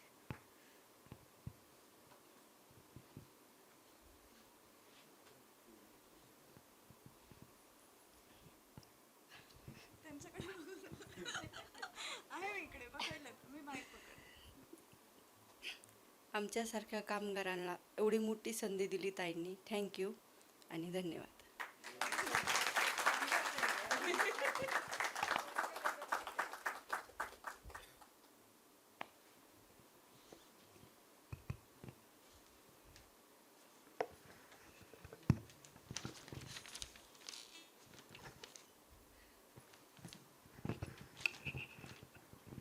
सुरुवातीपासून मी उल्लेख करत आले कंदलावकर सर आम्हाला तिघांनाही खूप छोटं आम्ही असल्यापासून ओळखत आहेत आणि त्या फिरोदिया पुरुषोत्तम या सगळ्यातनं आम्ही जगलो आणि इथवर पोचलो याचाही मी उल्लेख केला. आणि किरणची अनेक नाटकं, कादंबऱ्या, पुस्तक तुम्ही वाचलं असेल. तसंच आजचं हे लेखिकेच्या गोष्टीचं सादरीकरण सादर करतो. ही गोष्ट आहे आज प्रकाशित झालेल्या पुस्तकाच्या लेखिकेची गोष्ट, राजश्रीच्या लेखिका म्हणून झालेल्या प्रवासाची गोष्ट. या पुस्तकातला आशय राजश्रीच्या अनुभवातून कसा विकसित झाला हे सांगणारी ही गोष्ट आहे. प्रसिद्ध लेखक श्री म माटे म्हणायचे, देश म्हणजे देशातली माणसं. तसंच लेखिका म्हणजे पुस्तकातला आशय. श्री म माट्यांचा उल्लेखसुद्धा राजश्री आणि किरण यांच्या पहिल्या भेटीचा. कारण श्रीमनवरच्या एका केलेल्या विशेषांकासाठी राजश्री BMCCमध्ये किरणला पहिल्यांदा भेटली आणि तिच्या अक्षराच्या प्रेमात तो पडला. तिथून हा प्रवास सुरू झाला. म्हणूनच या पुस्तकातल्या आशयाच्या पाऊलखुणांचा मागोवा घेण्याचा हा प्रयत्न. राजश्रीचा जन्म 1968चा, म्हणजे जेन एक्स म्हणतात ना, त्या जनरेशनमधला. बालपण आणि शाळा पुण्यात, म्हणजे अगदी कसबा पेठेत. नवीन मराठी आणि अहिल्यादेवीचीही विद्यार्थिनी. त्या काळच्या आसपास अहिल्यादेवी शाळेत शिकलेल्या विद्यार्थिनींना इतक्या वर्षानंतरसुद्धा अचूक ओळखण्याचं कसब तिच्यामध्ये आहे. शुभांगी आणि मृणालिनी याला साक्षीदार आहेत. आणि माधुरी सुद्धा आली आहे. शाळेत घेतले जाणारे स्वच्छतेचे, कलाकुसरीचे, पर्यावरणपूरक उपक्रम मनापासून करणारी राजश्री मी तेव्हापासून पाहिली आहे. कारण गेली 50 वर्ष आम्ही एकत्र आहोत. पण त्या उपक्रमांमुळे होणारे सखोल संस्कार तिच्यामध्ये नुसते रुजलेच नाहीत, तर तिने अनुभवातून फुलवले, बहरले आणि या पुस्तकाच्या रूपाने आता वाचकांसमोर आले आहेत. राजश्रीच्या या पुस्तकावर शाळेपेक्षा सुद्धा मला तिच्या घरच्या विद्यापीठाचा प्रभाव जास्त जाणवता. हो, विद्यापीठच. राजश्रीच्या घरचं विद्यापीठ. आई वडील नोकरी करत असल्यामुळे राजश्री कसब्यातल्या तिच्या आजीकडे जास्त असायची. ते आजोळ म्हणजे राजश्रीचं घरचं विद्यापीठ. राजश्रीची आजी म्हणजे टापटीप, स्वच्छता, नेटकेपणा, धाडस, कलादृष्टी, काटकसर अशा अनेक अर्थांनी तिच्यासाठी विद्यापीठच ठरली.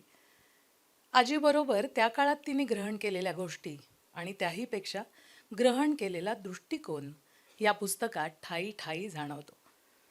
त्या दृष्टिकोनाची लिटमस टेस्ट राजश्रींनी दैनंदिन जगण्याला लावली आणि त्यातूनच निसर्गनीती पुस्तकाचा आशय प्रकट होऊ लागला.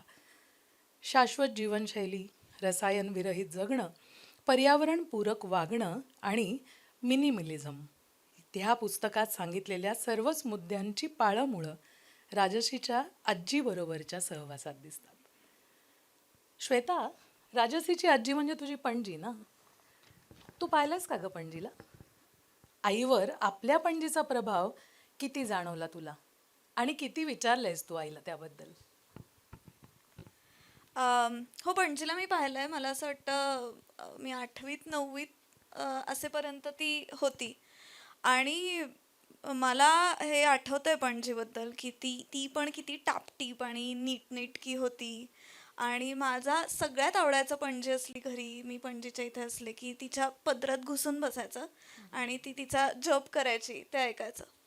आणि म्हणजे आता मला हे जाणवतं की जर का मी फक्त पणजीबरोबर असेल ना आणि आसपास कोणी नसेल, आई नाही, आजी नाही, मी आणि पणजीच होत, तर असं काही पणजीने माझ्याशी खूप गप्पा मारल्या आहेत किंवा काही कार्टूनच लावून दिलं आहे किंवा खेळतच बसली असं नाही. ती तिचं करायची काहीतरी आणि मी तिच्या आसपास असायचे आणि त्याच्यातूनच बऱ्याच काय गोष्टी मनात बिंबवल्या जायच्या. त्याच्यामुळे डेफिनेटली मला ती आणि तिचा तो कामनेस आठवतो, नीटनेटकेपणा आठवतो.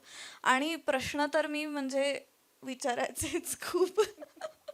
पण ही खूप महत्त्वाची गोष्ट आहे की प्रश्न विचारायला पाहिजेत आणि त्याच्यातून पुढे काय बऱ्याच गोष्टी आपल्याला शिकायला मिळतात. तर मला आई, मग आता तू हे सांग की हे मी आता खूप ऐकलंय की पणजीकडून तू बरंच काय शिकली आहेस, तिचं उदाहरण घेऊन तू बऱ्याच गोष्टी करतेस, मला आणि बाबालाही करायला लावतेस. आता पुस्तकातही बघा ना, म्हणजे नुसतं पुस्तक घेऊन मोकळे व्हा नाही, त्याच्यामध्ये आहेत प्रश्न, त्याची उत्तरे लिहा उदाहरणासकट. फोटो सुद्धा पाठवायला लावेल कदाचित ती. पण असे जे काही कदाचित लोक असतील, काही गोष्टी असतील तुझ्या आसपास, ज्याच्यामुळे पणजीशिवाय तुला काही नवीन शिकायला मिळालं किंवा त्यांना उदाहरण ठेवून तू काही गोष्टी नवीन शिकलीस, तर असं काही सांग ना. अरे बापरे. खरं सांगायचं तर सगळ्यांकडनंच काही ना काहीतरी शिकायला मिळत असतं. म्हणजे अगदी तुझ्याकडनं सुद्धा अनेक गोष्टी शिकायला मिळाल्या. अनुचा प्रभाव पण खूप आहे असं पण सगळेजण म्हणतात. किरणच्याकडनं पण शिकायला मिळाल्या, आई मावशी सगळ्यांकडनंच शिकायला मिळाल्या. पण जसा पणजीचा म्हणजे माझ्या आजीचा उल्लेख माझ्या आईनी पण केला की तिच्याकडनं अनेक गोष्टी, किंवा तिने अगदी असं म्हटलं की माझ्यामध्ये तिला तिची आई दिसते, की इतक्या गोष्टी तिच्या आल्या आहेत माझ्याकडे. कारण की अगदी 1.25 महिन्याची असल्यापासून मला वाटतं माझ्या आजीनी मला सांभाळलं आहे. त्यामुळे ते बाळकडूच आहे तिचं. आणि आजोबा पण होते. म्हणजे तू म्हणतेस तसं संस्कार आणखीन कोणाचा झाला तर आजोबांचा एक उदाहरणं तर खूप आहेत सांगण्याजोगी, पण एक महत्त्वाचं उदाहरण आजोबांचं म्हणजे हँड्स ऑन स्किल मला आजोबांकडनं मिळालं. म्हणजे कोणतीही गोष्ट करून पाहायची. त्यांचं स्वतःचं ड्रॉइंग चांगलं होतं. कॉर्पोरेशनमध्ये ड्राफ्ट्समन होते ते, आणि अतिशय सुंदर चित्र बिल्डिंग्सची आणि ह्याची काढायचे. मी त्यांच्या शेजारी बसून बघायचे, आणि ते ड्रॉइंग पण कदाचित म्हणजे ती जी कलाकुसर किंवा क्रिएटिव्हिटी आली ती तिथून आली असावी. आता विचार करता असं वाटतंय की कुठून आलं हे आपल्यात, तर ते त्यांच्याकडनं आलं. आणि कोणतीही गोष्ट करून बघायला पाहिजे आपण, हे त्यांच्याकडनं शिकले. की आकाशकंदील लावायचा आहे तर त्याचं होल्डर कसं लावायचं, त्याचा प्लग कसा लावायचा, शेजारी बसून ते करायचे. मी असायचीच शेजारी, त्याच्यामुळे ते पाहायला मिळालं. कोणतीही गोष्ट नादुरुस्त झाली तर ती टाकून नाही द्यायची, ती दुरुस्त करून बघायची. मग अगदी एखादं छोटंसं खेळणं असेल आणि त्यात काय असेल तर ते उघडून बघूयात आपण आणि परत जोडूयात, असं पण मी त्यांच्याबरोबर केलेलं मला आठवतंय. त्यामुळे हँड्स ऑन स्किल म्हणजे आत्ता जे मला वाटतं ना, किंवा तू जे म्हणलीस की ती करून बघायला लावेल, तर हे जे आलं आहे हे कदाचित मला असं वाटतं की आजोबांकडनं आलं असावं, की ते प्रत्येक गोष्ट करून पाहिजे. हँड्स ऑन स्किल त्यांच्याकडनं आलं आहे. बाकीच्या आता खूप गोष्टी, टाईम मॅनेजमेंट आई मावशी आजी यांच्याकडनं आली आहे. लॉजिक डेव्हलपमेंट जे आहे ते माझ्या बाबांकडनं आलं आहे. विचार मार्गदर्शन कसं करायचं हे तुमच्याकडनं आलं आहे. अशा खूप गोष्टी आहेत की ज्या खूप जणांकडनं, आणि मला असं वाटतं की प्रत्येकाकडनंच काहीतरी शिकायला पाहिजे, चांगली गोष्ट घ्यायला पाहिजे. जे काही मला आवडलं ते मी आत्मसात करत गेले आणि शिकत गेले. मस्त. आमच्या घरात हे काय की मी आई बाबा आणि आता मॅकची ॲडिशन झाली याच्यात. आम्ही सगळे घरात असलो ना की आई म्हणते की चला आता आपण पो घालून बसूयात. म्हणजे आम्ही सगळे हॉलमध्ये बसलेलो असतो आणि गप्पा मारत असतो, आणि याच्यामध्ये नुसतंच काय झालं असं नाही, पण खूप चित्रविचित्र आणि जगातल्या इकडच्या तिकडच्या कुठल्या अशा चर्चा रंगतात. आणि परत तोच मुद्दा की प्रश्न विचारायला हवेत, त्याच्यामुळे जे काही नवीन शिकायला मिळतं. आणि बोर होताना, जसं मी माझ्या पणजीचं सांगितलं की मी तिच्याबरोबर कधी कधी बोर पण व्हायचे, पण त्यामुळे मी निरीक्षण करायचे आणि त्यामुळे शिकायला मिळतं. तर या गप्पा, एकमेकांशी बोलणं, नाही तर सतत आपला फोन. आता हे मी नवीन पिढीचे म्हणते, तुम्ही सगळे लोकजण, तुमचे पोरही तुम्हाला सांगतील की सतत ते फोनमध्ये व्हॉट्सॲप फॉरवर्ड्स बघण्याऐवजी एकमेकांशी बोला, चर्चा करा, हे पुस्तक वाचा आईचं.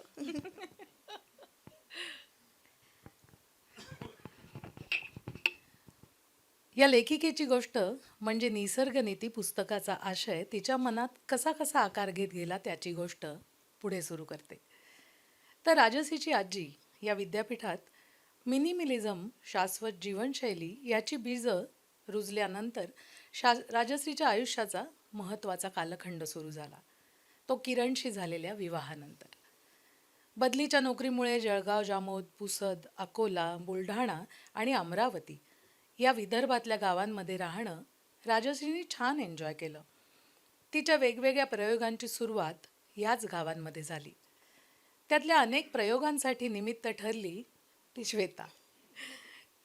श्वेताला शिकवण्यासाठी, तिला वेगवेगळे अनुभव देण्यासाठी अक्षरशः शेकडो गोष्टी राजश्रींनी केल्या. त्यामध्ये काही प्रयोग होते, काही पुनःप्रत्यय होते, तर काही अभावितपणे घडलेले उपक्रमही होते.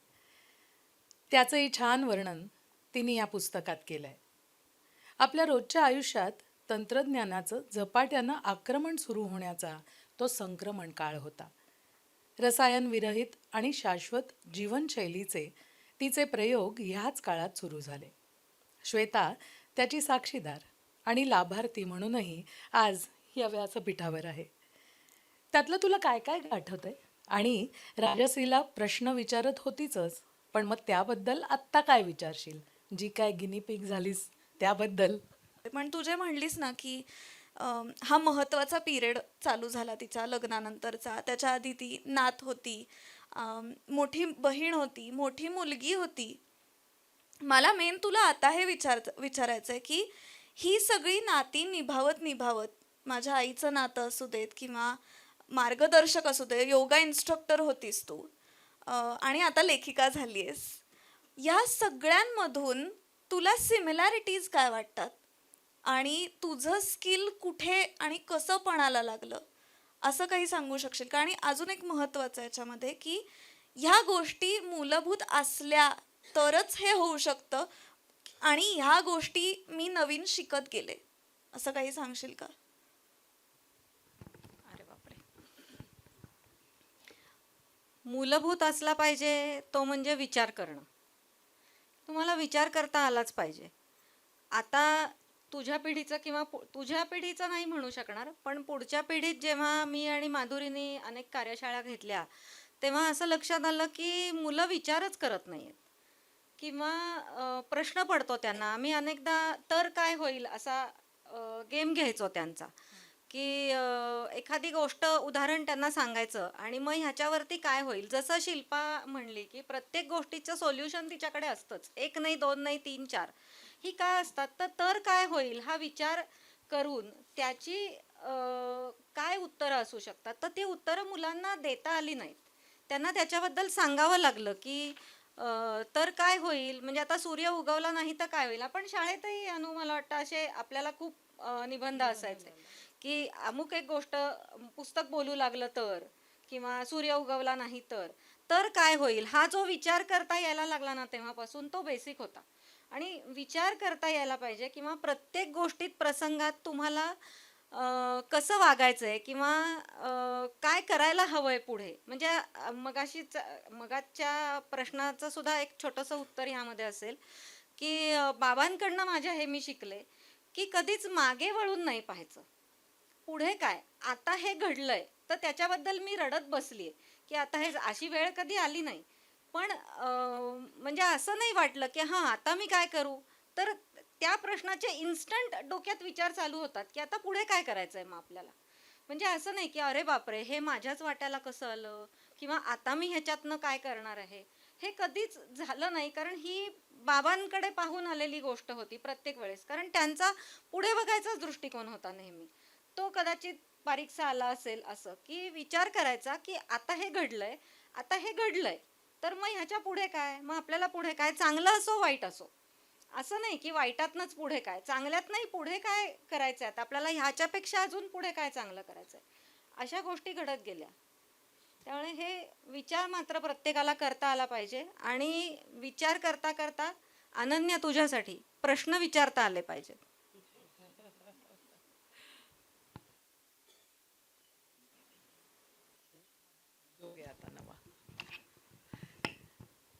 विदर्भाची मुसाफिरी आटोपून आणि तिथल्या भूमीतल्या माणसांबरोबरच्या अनुभवांचं संचित घेऊन राजश्री परत पुण्यात स्थायिक झाली.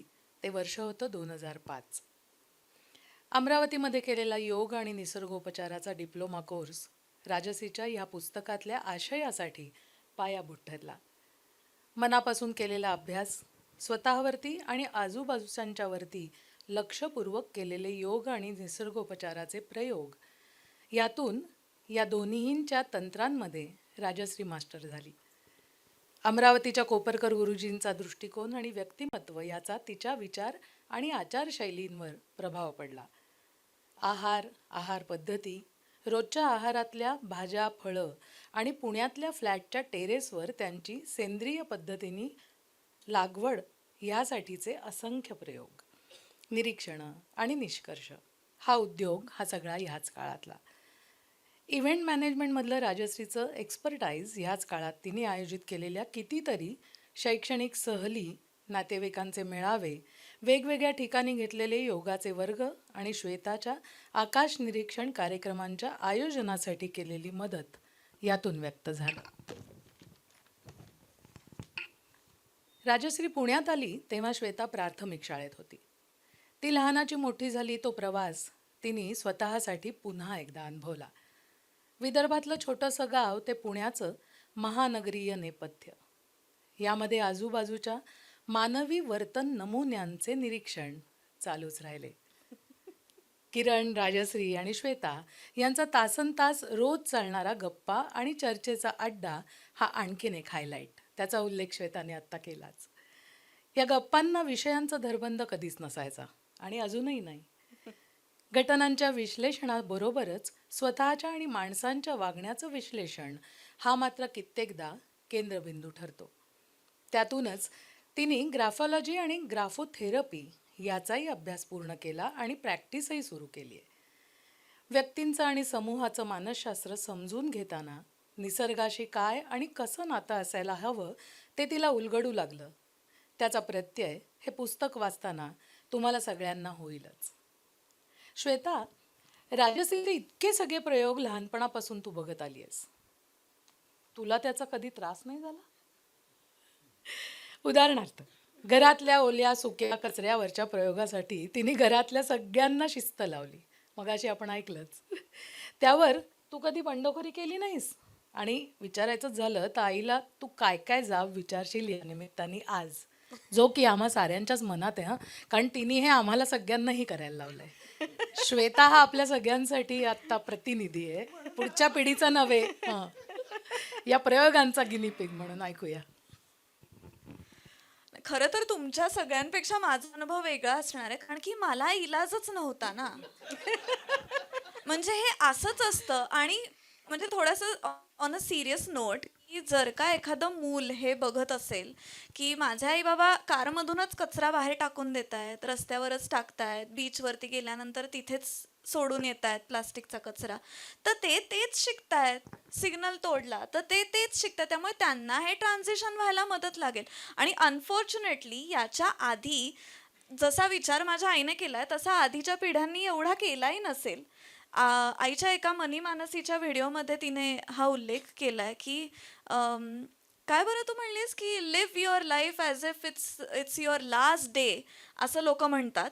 पण इट इज नॉट ना. तुमचा असला या पिढीचा तरी पुढची पिढी येणार आहे आणि त्यांना इथे राहायला आपण काहीतरी सोडलं पाहिजे, हा विचार आपल्या पिढीने केला पाहिजे, हे आई म्हणते. त्यामुळे आधीच्या पिढीमध्ये हा live your life as if it's your last day हा जो विचार आहे, त्याच्यामुळे त्यांनी कदाचित त्यांच्या मुलांना तसं पहिल्यापासून शिकवलं नसेल, so that transition would be tough. पण माझ्यासाठी म्हणजे तेच होतं. ऑनेस्टली एक छोटासा किस्सा सांगते. मी बँगलोरला होते 8-10 महिने राहायला आणि तिथे 6 जणी मिळून आम्ही एका फ्लॅटवरती राहत होतो. आणि मी तिथे राहायला गेले तेव्हा हा ओला सुका कचरा वेगळा वगैरे काहीच प्रकार नव्हता. तिकडे एक बिल्डिंगचा 12 मजली बिल्डिंग होती, त्याचा एक शूट होता, सगळा कचरा त्याच्यातून खाली टाकून द्यायचा. आणि एका मुलीला मी एक दिवस विचारलं की आपण का नाही करत असा ओला सुका कचरा. म्हणजे काय, लाईक माहिती नाही मला असं. ओके, मी असं छानपैकी प्रिंट करून वगैरे तिथे असं लावणार होते बरं का, की हा म्हणजे ओला कचरा, हा म्हणजे सुका कचरा. म्हणलं अगदीच आपण एवढा आईसारखं नको वागायला. म्हणून मी त्यांना अगदी बेसिक सांगितलं. 2 कचरा पेट्या वगैरे तिथे आणून ठेवल्या, एक बाथरूममध्ये ठेवा असं सांगितलं, हॅझार्डस वेस्टच्या कन्सेप्टसाठी सुद्धा. आणि त्यांनी पाळायला चालू केलं बरं का. एक दिवस मी उठले सकाळी आणि पाहिलं तर कचऱ्यामध्ये पोहे होते, प्लास्टिकच्या पिशवीत बांधून टाकलेले, आणि ते सुक्या कचऱ्यात होते. मी म्हणलं कोणी टाकलेत हे असे. एक मुलगी आली, मी तिला म्हणलं तू पोहे बनवले होतेस ना, तू टाकलेस का? तर म्हणे हो मी टाकले. म्हणलं आपलं ठरलं होतं ना ओला सुका कचरा. म्हणे हा अरे वो निचोड के देख ले इतने सूखे वो. म्हणजे खरंच गॉड, आय वॉज स्पीचलेस की काय म्हणायचं म्हणजे याच्यावरती. त्याच्यामुळे खरं सांगायचं तर मला असा त्रास का नाही. पण मगाचा जो माझा मुद्दा होता ना, की आता तू पण म्हणलीस की माझे स्टार गेझिंग प्रोग्राम वगैरे असं काय काय मी 16 वर्षाची असल्यापासून करते. त्यामुळे माझ्या टीनेजमध्ये मला प्रचंड आईने मदतही केली आहे, पण तेवढाच घरच्या घरी हा त्रास पण दिलाय की हे कपडे नीट असंच वागायला पाहिजे, असंच ठेवायला पाहिजे. तो तिच्या पणजीचा नीटनेटकेपणा तिच्यात येऊन तो ती माझ्यावर इम्पोज करवती. बाबाला काय त्रास होतो तो बाबालाच विचारायला पाहिजे.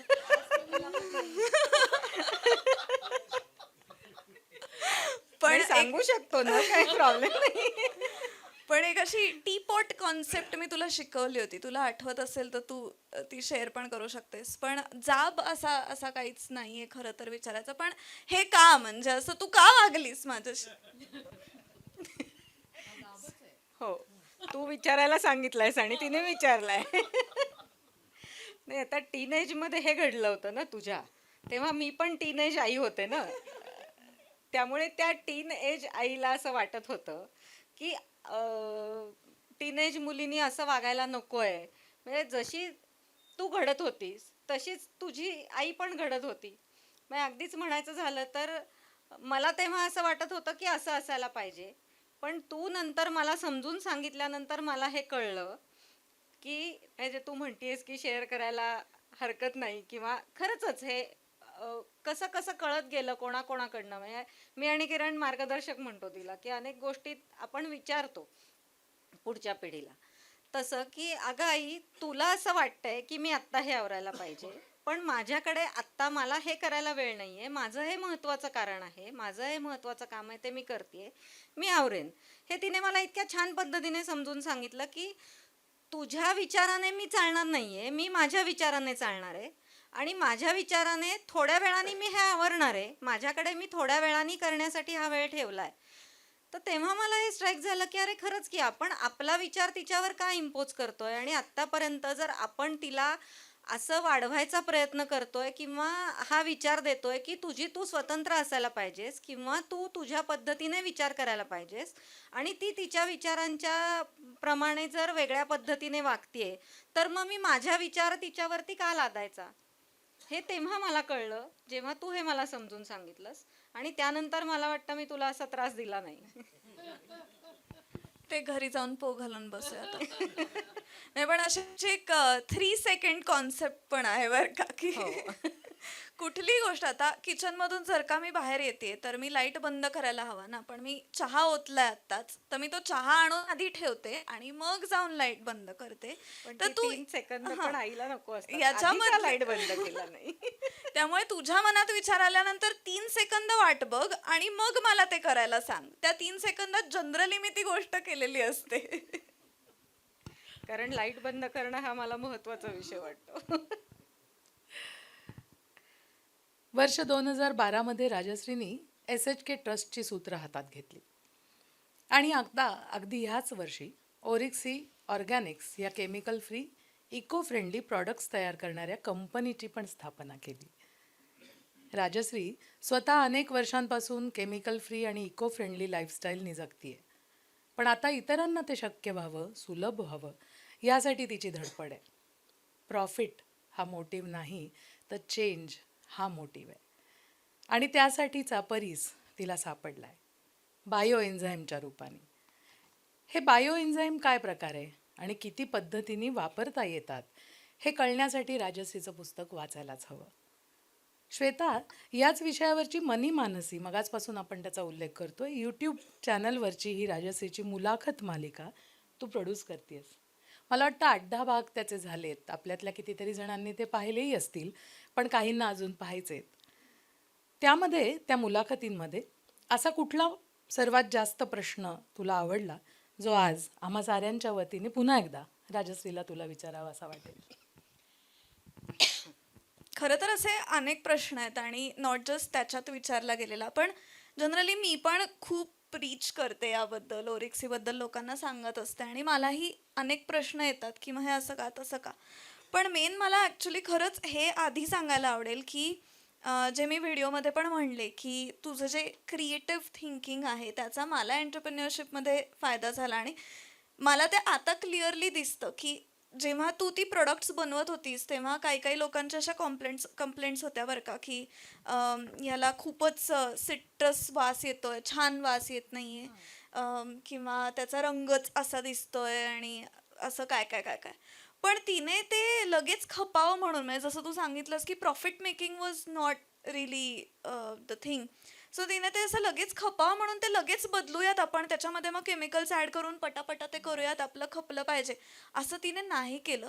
तिने रिसर्च केला, तिने शोधलं की कुठून तिला हे नॅचरल सेंट्स मिळू शकतात, ती नॅचरली हे रंग कसे सुंदर दिसतील असे बदलू शकते, आणि तिथे त्या क्रिएटिव्ह थिंकिंगचाच नाही तर क्रिएटिव्ह प्रॉब्लेम सॉल्विंगचा तिला उपयोग झाला एंटरप्रेन्युअरशिपमध्ये, जो मला पण होताना जाणवतो.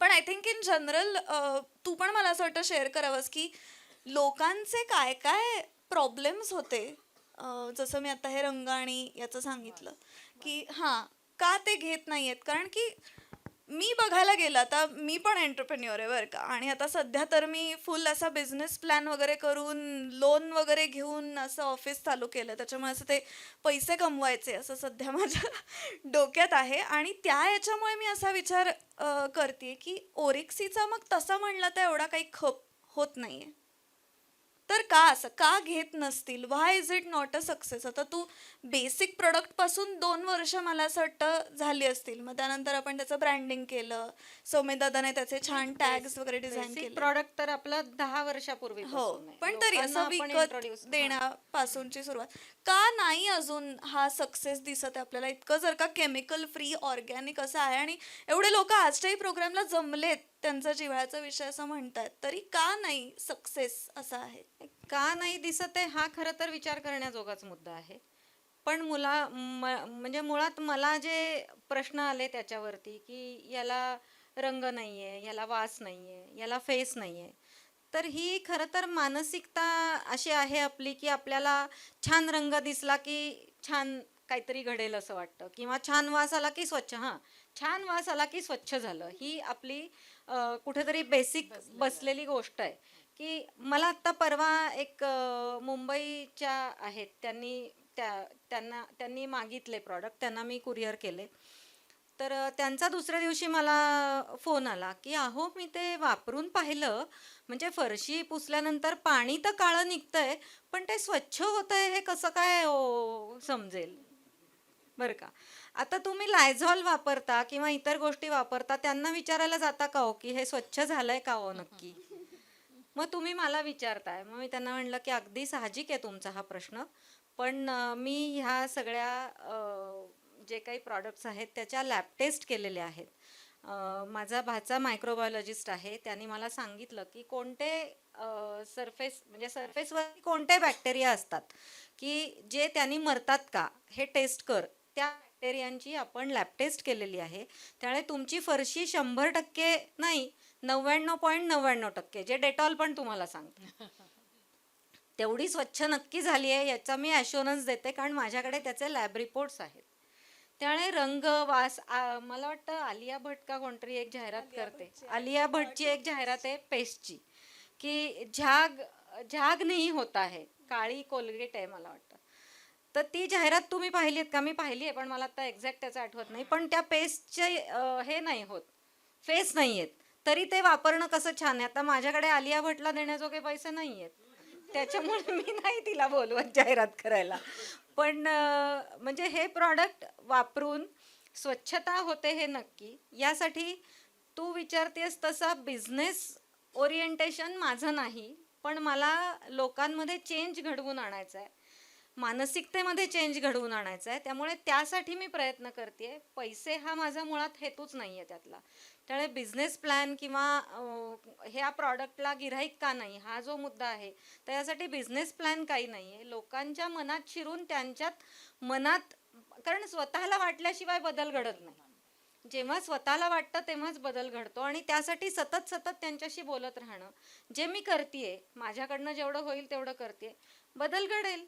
आता हे पुस्तक हे एक निमित्त आहे, काळे सरांच्या निमित्ताने आपल्याला तो एक हे मिळाला, किंवा मनीषाचं जे मनी मानसी आहे त्या निमित्ताने एक प्लॅटफॉर्म मिळाला की जिथे लोकांपर्यंत पोहोचता येईल आणि त्यांच्या मनात ही बीजं रुजतील की आपण काहीतरी केल्याशिवाय घडणार नाही, हे आपल्याला करायला पाहिजे. म्हणजे मध्ये आता इन्फिनिटी रेडिओवर जेव्हा मुलाखत झाली होती माझी, तेव्हा त्यांनी मला हेच विचारलं होतं. त्याला मी असं म्हटलं होतं की घडेल किंवा होईल असं नाही, तर आत्ता वेळ आली आहे हे करण्याची. आत्तापर्यंत असं होतं की व्हायला पाहिजे, करायला पाहिजे, तर असं नाही, आता करायलाच पाहिजे अशी वेळ आली आहे. हे जोपर्यंत लोकांना समजत नाही किंवा ते स्वतःला समजवून घेत नाहीत, तोपर्यंत हे होणार नाही. त्यामुळे हे जोपर्यंत होत नाही, त्यामुळे तोपर्यंत प्रॉडक्ट्स खपतील ते कधीतरी जाणारच आहेत, कारण की ती गरज होणार आहे नंतर थोड्या दिवसांनी. पवना दिंडी म्हणून जलदिंडी म्हणून एक हे आहे, पवनेमध्ये जलदिंडी करतात ते उगमापासून ते मोरया गोसावीच्या देवळापर्यंत. त्यात मी आणि किरण गेलो होतो. तर उगमापाशीची पवना आणि पिंपरी चिंचवडमध्ये शिरते ती पवना ही ज्यांनी पाहिली आहे त्यांना नक्की हे कळेल की नदी स्वच्छता म्हणजे काय, नदीवरती काय पद्धतीने काम व्हायला पाहिजे. आणि हे जे बायो एन्झाईम आहेत हे मुळात जेव्हा प्रत्येक ड्रेनेजमधून बाहेर जातील तेव्हा ते पाणी स्वच्छ करत नदीपर्यंत जातील आणि मग नदी स्वच्छ होईल. तर हे प्रत्येकाने वापरायला पाहिजे. माझेच घ्या असं नाही, यूट्यूबवरती बायो एन्झाईमचे अनेक व्हिडिओ आहेत, तुम्ही पहा, करा. आणि ही म्हणजे काय रिसायकलिंग आहे याचं, की कचरा होतो आहे. हिने आता दिलंच आहे आपल्याला, संत्री मोसंबी खाऊन आपण तो करणारच आहोत आणि अर्जुनला आलेलंच आहे काम पुन्हा करण्याचं. तर त्याच्यातून बायो एन्झाईम म्हणजे हा कचरा आपण फर्मेंट करतो, त्याच्यापासून बायो एन्झाईम करतो, तो आपल्या फरशी पुसण्यासाठी आणि इतर स्वच्छतेसाठी वापरतो आणि ते पाणी ड्रेनेजमधून जातं, ते स्वच्छ होऊन जातं आणि त्या स्वच्छ झालेल्या पाण्यावरती पुन्हा शेती आणि आपलं अन्न पिकतं. हे चक्रच आहे. आणि हे चक्र जोपर्यंत समजत नाही, आपण समजून घेत नाही, आपल्या मनात ठसत नाही, तोपर्यंत ह्याचा वापर होणार नाही. पण प्रत्येकाने मगाशी मी म्हणलं तसं की विचार करायला पाहिजे की आपण काय करायला पाहिजे. जे ह्या पुस्तकातून मी काय करायला पाहिजे ह्याचं छोटंसं प्रत्येक ह्याच्या खाली दिलंय की मी काय करू. तेवढं जरी प्रत्येकाने केलं तरी आपल्या पर्यावरणाला, आपल्या पृथ्वीला चांगलं ठेवण्यासाठी खूप मोलाचा हातभार प्रत्येकाचा लागेल आणि तो प्रत्येकाने थोड्या प्रमाणात तरी उचलावा असं माझं म्हणणं आहे. म्हणजे मला वाटतं की 2 गोष्टी याच्यातून क्लिअर आहेत, की एक म्हणजे खरं तर कस्टमर्सची कमी आहे याचं उदाहरण किंवा याचं कारण हे आहे की तेवढा अवेअरनेस नाही आहे. And I have the same problem with light pollution. मी जे लाईट पोल्युशनबद्दल बोलते, मुळात प्रॉब्लेम हाताबाहेर गेल्याशिवाय त्याच्यावर काम करायचंच नाही, ही जी मेंटॅलिटी आहे तीच बदलायला हवी आणि ते मोठं काम आहे. आणि म्हणूनच या पुस्तकामध्ये तू जे हे केलंस ना, की छोट्या छोट्या गोष्टी तुम्ही करून बघू शकता. मॅडम पण त्यांच्या स्पीचमध्ये म्हणाल्या की असं होतं की एखाद्या गोष्टीला करायची इच्छा असते, पण काहीतरी छोटूसा प्रॉब्लेम येतो आणि मग ते निमित्त होऊन तुम्ही मागे फिरता आणि मग ते करायचं राहूनच जातं. मग या संदर्भात मला तुला अजून एक असं विचारायचं वाटतं की आता मी मनालीला होते तेव्हा मी घेऊन गेले बा तुझ्या काय काय गोष्टी तिथे. पण समजा असे ऑफिसमध्ये रोज जाणारे लोक असतात, बॅचलर्स असतात, त्यांना हे करायची इच्छा असते किंवा जोडपं असतं, दोघंही काम करत असतात, पण त्यांना हे एवढं सगळं करायला वेळच नाहीये असं ते म्हणत असतील, तर तू त्यांना काय सांगशील? मोठं वाक्य काही मी म्हणणार नाही की इच्छा असेल तर वेळ काढा, म्हणजे मिळतोच, मार्ग मिळतो. इच्छा तिथे मार्ग, म्हणजे हे खरं तर खूप मोठं आहे. खरं तर खूप छोटं आणि सोपं आहे, पण खूप मोठं आहे जे आचरणात आणायला कठीण आहे असं तुझं म्हणणं आहे. पण दुसरी एक गोष्ट कदाचित मी अशी सांगेन की मोबाईल प्रत्येक जण वापरतो, तर दुसऱ्याच्या आयुष्यात डोकावून बघण्यापेक्षा स्वतःच्या आयुष्यात डोकावून बघून जर तो वेळ थोडासा आपल्या स्वतःसाठी काढला, आपल्या घरासाठी काढला, आपल्या कचऱ्यासाठी काढला, तर आपला कचरा हा कचरा न राहता कोणाला तरी उपयोगी काहीतरी गोष्ट आहे आणि ती आपण कोणाला तरी देऊन त्याचा काहीतरी पुनर्वापर, म्हणजे रिसायकल, रियूज हे जे काही आहे हे होऊ शकतं. तर वेळ खरं तर या कृती करण्यासाठी खरं तर खूप छोटा वेळ लागतो, खूप मोठा वेळ लागत नाही. आणि तो हातासरशी खूप गोष्टी करण्याची सवय असते प्रत्येकाला, ती केली तशी घडली तर होऊ शकतं. वेळ खूप जास्त लागणार नाहीये किंवा आपल्याकडच्या लोकांना काम करणाऱ्या मदतनीसांना ट्रेन करणं. आता ज्योती आणि अर्जुन सुद्धा सांगू शकतील की त्यांच्या घरचा कचरा सुद्धा कदाचित ते अशा पद्धतीने वेगळा ठेवतात, करतात, कारण हाताला सवय लागली. एकदा तुम्हाला सवय लागली ना की ती कन्वर्ट व्हायला, म्हणजे जसं आम्ही ग्राफोथेरपीत किंवा माधुरी इतर ह्याच्यामध्ये म्हणते की 21 दिवसांनी तुम्हाला 21 दिवस तुम्ही सातत्याने एखादी गोष्ट करत राहिलात तर त्याची तुम्हाला सवय लागते. हो, म्हणजे जसं ते तू प्लास्टिकच्या पिशवीचं सांगते की ही रोज सवय आहे असं की कापा. कोपरा कापायचा, रोज अशी पिशवी तिरकाऐवजी कापा. एवढंच करायचंय. 21 हाताला दिवस सवय करा, लागली की आपोआप होईल. सवय लागेल. मग ते वेगळं काम आहे असं वाटणारच नाही. येस, आणि असेच अनेक काय काय गोष्टी तू याच्यात सांगितल्यास, आणि आय एम रिअली लकी की मला हे इतकं इझिली बघता आलंय आणि करता आलंय. आणि त्याच्यामुळे जसं मी व्हिडिओमध्ये म्हणले की I think everybody over here should feel lucky की तुम्हाला लिटरली काही न करता, तिचा राग न सहन करता, तिचं जे काही नीटनेटकं वागणं आहे घरात जे आम्हाला सहन करत ते न करायला लागतं. या पुस्तकातून तुम्हाला सगळं मिळणार आहे. आणि तुम्ही खरंच तुम्ही इझिली तुमच्या वेळेनुसार ते करून बघू शकता. तुमच्या घरातल्या मदतनीसांना सांगू शकता, जे कोणी ती कामं करतात त्यांना सांगू शकता. त्याच्यामुळे खूप म्हणजे तू त्यांना फारच इझिली दिलंयस हे सगळं खरंच. मला वाटतं आत्तापर्यंतच्या पुस्तक प्रकाशनांच्या अनेक कार्यक्रमांना तुम्ही गेला असाल, पण अशा पद्धतीने लेखिकेच्या पार बालपणापर्यंत पोचून या पुस्तकाचा आशय कसा घडत आला हे ऐकायला प्रत्यक्ष लेखिकेच्या तोंडून मिळालं नसेलही ना. आजच्या कार्यक्रमाचं हेच तर वैशिष्ट्य होतं. आणि म्हणून विशेष आभार किरणचे यामध्ये मानूया की त्याच्या अंगात मुरलेला तो लेखक, दिग्दर्शक या सादरीकरणातून आपल्यापर्यंत पोहोचवायची संधी मला मिळाली. आणि या शेवटच्या टप्प्याकडे जाताना त्यांनी असं लिहिलं आहे की आजीच्या विद्यापीठापासून सुरू झालेला राजसीच्या आचार आणि विचारांचा प्रवास आता निसर्ग नीतीच्या लेखनाच्या टप्प्यावर आहे. अजून बरंच काही अभिव्यक्तीसाठी वाट पाहत आहे. महिला उद्योजकाच्या नव्या भूमिकेमध्ये उंची गाठणं बाकी आहे. आत्तापर्यंतच्या तिच्या अनुभवांचा आणि विचारांचा निचोड निसर्ग नीतीमध्ये उतरला आहे. त्या लिखाणाला विशुद्धतेचा गंध आहे, ॲस्थेटिक रंग आहे, निसर्गाचा संग आहे, सामाजिकतेचा बंध आहे आणि राजशी स्वतःच्या पॅशनमध्ये दंग आहे. कार्यक्रमाच्या शेवटाकडे येताना राजशीच्या साठी श्वेताच्या मनात असलेले किंवा आम्हा सर्वांच्या मनात असलेल्या प्रश्नांचा काही उल्लेख इथे आम्ही केला. पण तुम्हा साऱ्यांच्याही मनात अनेक प्रश्न आत्तापर्यंतच्या कार्यक्रमातून किंवा राजसीला प्रत्यक्ष ओळखत असाल तर तिच्या जीवनाबद्दलच्या या सगळ्या तिच्या प्रयोगांविषयी असतील तर ते तुम्हाला विचारायची आता संधी आपण देऊया. त्यामुळे तुमच्या मनातल्या प्रश्नांसाठीचा हा ओपन फोरम आपण ओपन करू. कोणी दोघं जण काका आपल्याला व्हॉलंटियर्स मिळतील का? माईक आहेत ना आपले तिकडे? कोणाचे प्रश्न असतील तर म्हणजे त्यांच्यापर्यंत पोहोचतील.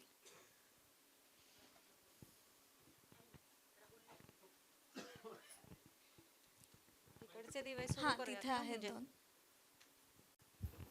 येस, कोणी हात वर कराल का ज्यांचे प्रश्न असतील? अच्छा, हां, बसूनच बोला. येस, दुसरा माईक एक तिकडे त्या काकांकडे नेऊन ठेवा. येस.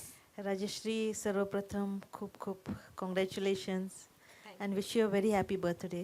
पण मला आणखी एका गोष्टीचा उल्लेख करायचा आहे. आजचा हा संयोग खूपच सुंदर आहे. तुझा वाढदिवस तर आहेच आहे, पुस्तकाचं प्रकाशन आहे आणि आज जागतिक नदी दिवस आहे. आणि नद्यांसाठीचं हे अत्यंत महान असं कार्य तू करतीयस. स्वतः मी आपल्या याआधी या विषयी बोलणं झालेलं आहे आणि मला खूपच कौतुक आहे या सगळ्या तुझ्या कामाचं. Wonderful and keep it up. Thank you Poonam. हां श्वेता, मगाशी तू आईला जे विचारलंस की कस्टमरकडनं ज्या तक्रारी येतात किंबहुना काही शंका उपस्थित केल्या जातात की प्रॉडक्ट तर उत्तम आहेच, त्याचे निष्कर्षही चांगला आहे, परंतु आजकाल जे आवश्यक आहे म्हणजे त्याला इसेन्स असावा किंवा त्याला कलर असावा, तर मला असं नाही वाटत की ह्या बाबी त्यातून नैसर्गिकरित्या दूर न केल्या जाऊ शकतील.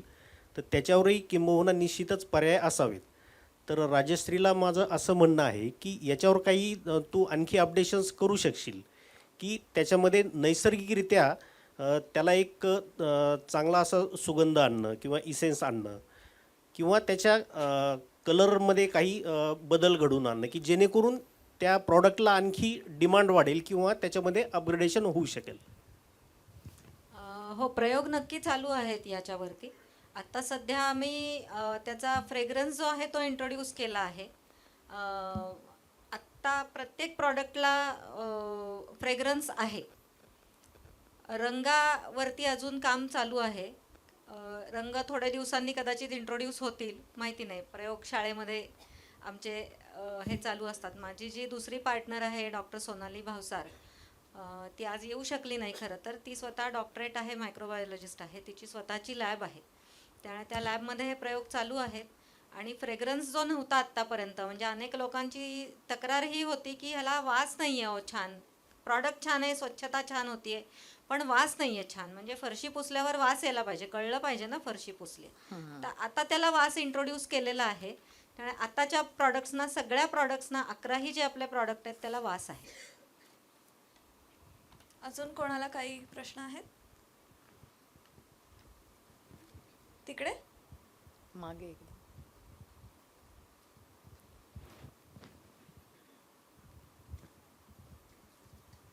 नमस्कार. नमस्कार. सर्वप्रथम शुभेच्छा, वाढदिवसाच्या आणि पुस्तकाच्या दोन्ही. धन्यवाद. तर ज्या संस्थेच्या आवारात हा कार्यक्रम होतो आहे, ही विशेषतः महिलांसाठी काम करणारी संस्था आहे. तर साधारणपणे माझं स्वतःचं, मी फेमिनाईन आणि मस्क्युलाईन याच्याबद्दल बोलत नाही, पण साधारणतः जिथे महिला जास्त असतात तिथे कचऱ्याचं प्रमाण जास्त असतं, वेगवेगळ्या स्वरूपाचे कचरा असतं.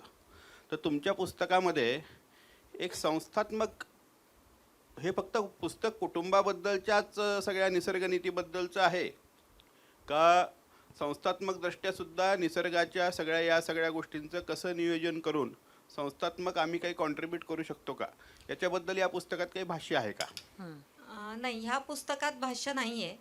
पण प्रत्येक महिला, म्हणजे ह्यातली आता प्रत्येक महिला ही नंतर कधीतरी गृहिणी होणार आहे. त्यामुळे संस्थेमधल्या कचऱ्यासंबंधी ह्या पुस्तकात भाष्य नाही. पण ही इथली जाणारी, प्रत्येक शिकून जाणारी मुलगी पुढे जाऊन जेव्हा स्वतःचं घर सांभाळेल तेव्हा तिने कशा पद्धतीने या कचऱ्यावरती मात करायला पाहिजे हे नक्की यातून होऊ शकतं. आणि संस्थात्मकसुद्धा प्रत्यक्ष आपण बोलून ह्याच्यावरती मार्ग काढू शकतो. पुस्तकामध्ये ह्याच्याबद्दल काही भाष्य नाही आहे.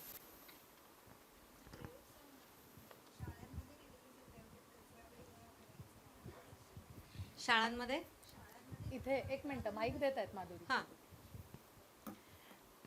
राजश्रीला मी आठवण करून देते फक्त की आपण काही शाळांमध्ये प्रयोग आपण इंट्रोड्यूस केले होते. हो. आणि म्हणजे शाळेमध्ये ओला कचरा हा खूप मोठ्या प्रमाणात निर्माण होतो आणि मग त्याच्यापासनं खत तयार करण्याचे प्रयोग आपण केले होते. आणि शाळेतल्या झाडांचाच सुका कचरा त्याच्यामध्ये मिळवायचा. हो. सुका नाही, ओलाच, म्हणजे पण वाळलेली सुकलेली पानं हां, ती एकत्र करून तिथे खत तयार करायचं आणि ते शाळेसाठीच वापरायचं. शाळेतल्या बागेसाठी, शाळेतल्या मोठ्या झाडांसाठी तुम्ही ते वापरू शकता. ते तसं संस्थेला उपयोगी पडू शकतं. तो प्रयोग तू सांगू शकते. संस्थेला पण उपयोगी पडू शकतं ते, की जो म्हणजे मुलांच्या डब्यातला उरलेला आहे किंवा तुमच्या खिचडी देतात त्याचा. खिचडी देतात. हां, ते आता ह्या संस्थेत नाही आहे हा, पण इथल्या कॅन्टीनमधनं किंवा तुमच्या मेसमधनं जो आहे, आता अगदी बायो एन्झाईमबद्दल म्हणाल तर मेसमध्ये तुमच्या लिंबाच्या फोडी असतील त्या तुम्ही वेगळ्या करून ठेवल्यात तर मुलींना बायो एन्झाईम करता येईल आणि संस्थेची स्वच्छता त्या बायो एन्झाईममधनं तुम्ही करू शकता.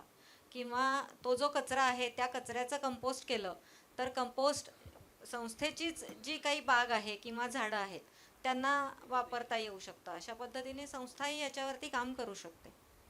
एक मला ॲडिशन करावीशी वाटेल की मला असं वाटतं दिस could be a nice research किंवा प्रत्येकाच्या डोक्यातली एक ॲक्टिव्हिटी अशी असायला पाहिजे की प्रत्येक गोष्टीच्या मुळात आपण गेलो पाहिजे. की जर का आपण म्हणतोय की मुलींच्या वसतिगृहांमध्ये मुली जिथे असतात तिथे जास्त कचरा होतोय, तर तो का होतोय त्याचा विचार करून मग त्याची सोल्युशन्स तुम्ही जरी डायरेक्टली तिला विचारली तर ती देऊ शकते. म्हणजे हा मेसमधला कचरा आहे का, सॅनिटरी कचरा आहे का, इतर काही आहे. कारण की तिने मला असंही सांगितलं की तिच्या आजीमुळेच ती केसांच्या पण गुंतवळी असं ते गंगावनाला वगैरे द्यायचे, म्हणजे इतके छोटे छोटे काय काय तिच्याकडे अनुभव आहेत. त्यामुळे डेफिनेटली मेन कारण काय आहे हे जर का आपल्याला समजलं तर त्याच्यावरती काम करता येतं. जनरल उदाहरण तर काही सांगतायत. उदाहरणं खूप आहेत. स्पेसिफिक कचरा कशाचा आणि काय होतोय त्याच्यावरती वेगळ्या वेगळ्या प्रकारे कसं काम करू शकतो हे आपण चर्चा करून ठरवू शकतो.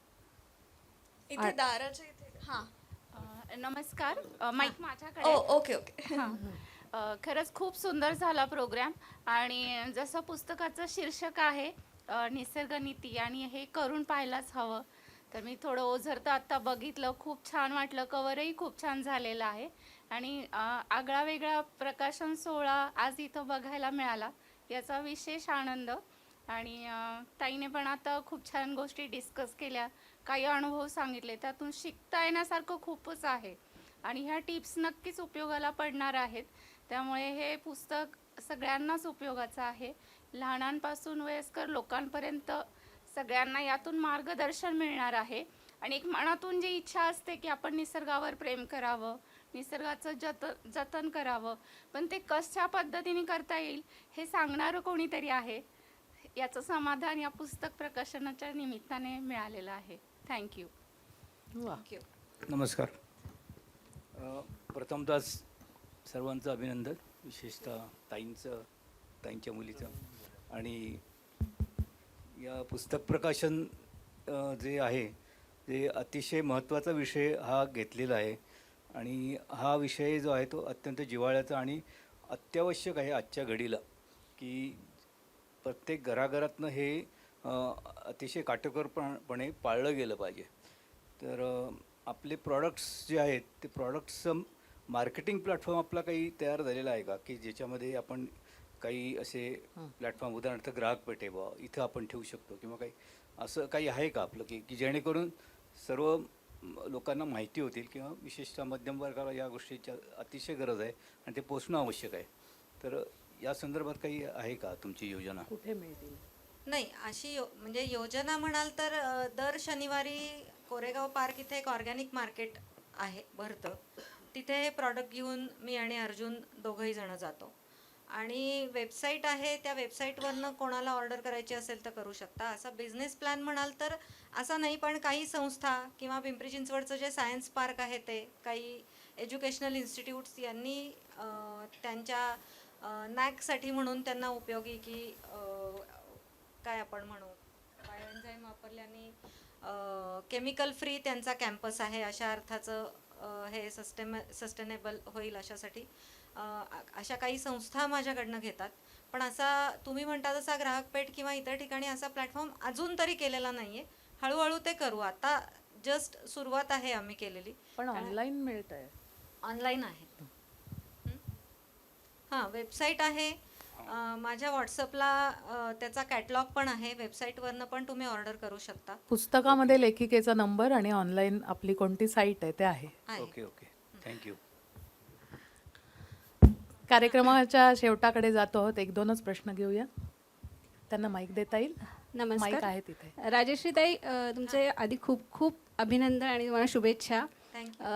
तुमचं बायोएन्झाईम्सचं तसं मी बघितलं आहे सगळं प्रोडक्शन. त्याबरोबर तुम्ही ऑर्गॅनिक बाग तयार केली आहे. आणि त्याचे बरेच सॅम्पल्स आमच्याकडे येत असतात टेस्टिंगसाठी. तर त्याबद्दलही तुम्ही थोडं सांगितलं तर फार बरं होईल. प्रत्येक पोस्टिंगला आम्हाला, खरं तर माझ्या 7वी पासून मी बागकाम करते.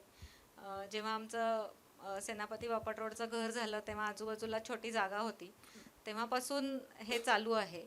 आणि हळूहळू हे सेंद्रिय, आणि हे म्हणजे तेव्हा सेंद्रियच होतं खरं तर, आता सेंद्रिय आणि हे आलं. पण आता जे माझं घर आहे तिथे वरच्या मजल्यावरती माझी माती विरहित बाग आहे, ज्यामध्ये माती नाही, कंपोस्ट आणि पालापाचोळ्यामध्ये बाग आपण करू शकतो आणि त्याच्यात अतिशय छान उत्पादन मिळू शकतं. मला घरचे टोमॅटो, वांगी, मिरची, कोथिंबीर, अगदी ऊससुद्धा अर्जुननी आमच्या लावलेला आहे आणि छान पद्धतीने ऊस वाढला आहे. म्हणजे आता जवळजवळ 1 मजल्या एवढं ऊसाची उंची गेली आहे ना अर्जुन आपली. केळी आणि लिंब आम्ही केळी खातो आणि आहोत. लिंब आहेत, पपई आहे. आणि हौसेला मोल नाही. म्हणजे आता खूप आवर घालून एवढ्याच जागेत आणि मुंबई पुणे करून जेवढं शक्य होईल तेवढं आणि अर्जुन जेवढं बघतो तेवढं करावे लागते म्हणून, नाही तर अदरवाईज बऱ्यापैकी एवढ्या छोट्या जागेतनं सुद्धा खूप उत्पादन निघून तुम्ही घरच्या घरी सेंद्रिय खाऊ शकता. निदान 2 दिवस 3 दिवस तरी घरातलं खाल्ल्याचा आनंद तुम्हाला मिळू शकतो. नमस्कार, मी दिलिमा फाटक.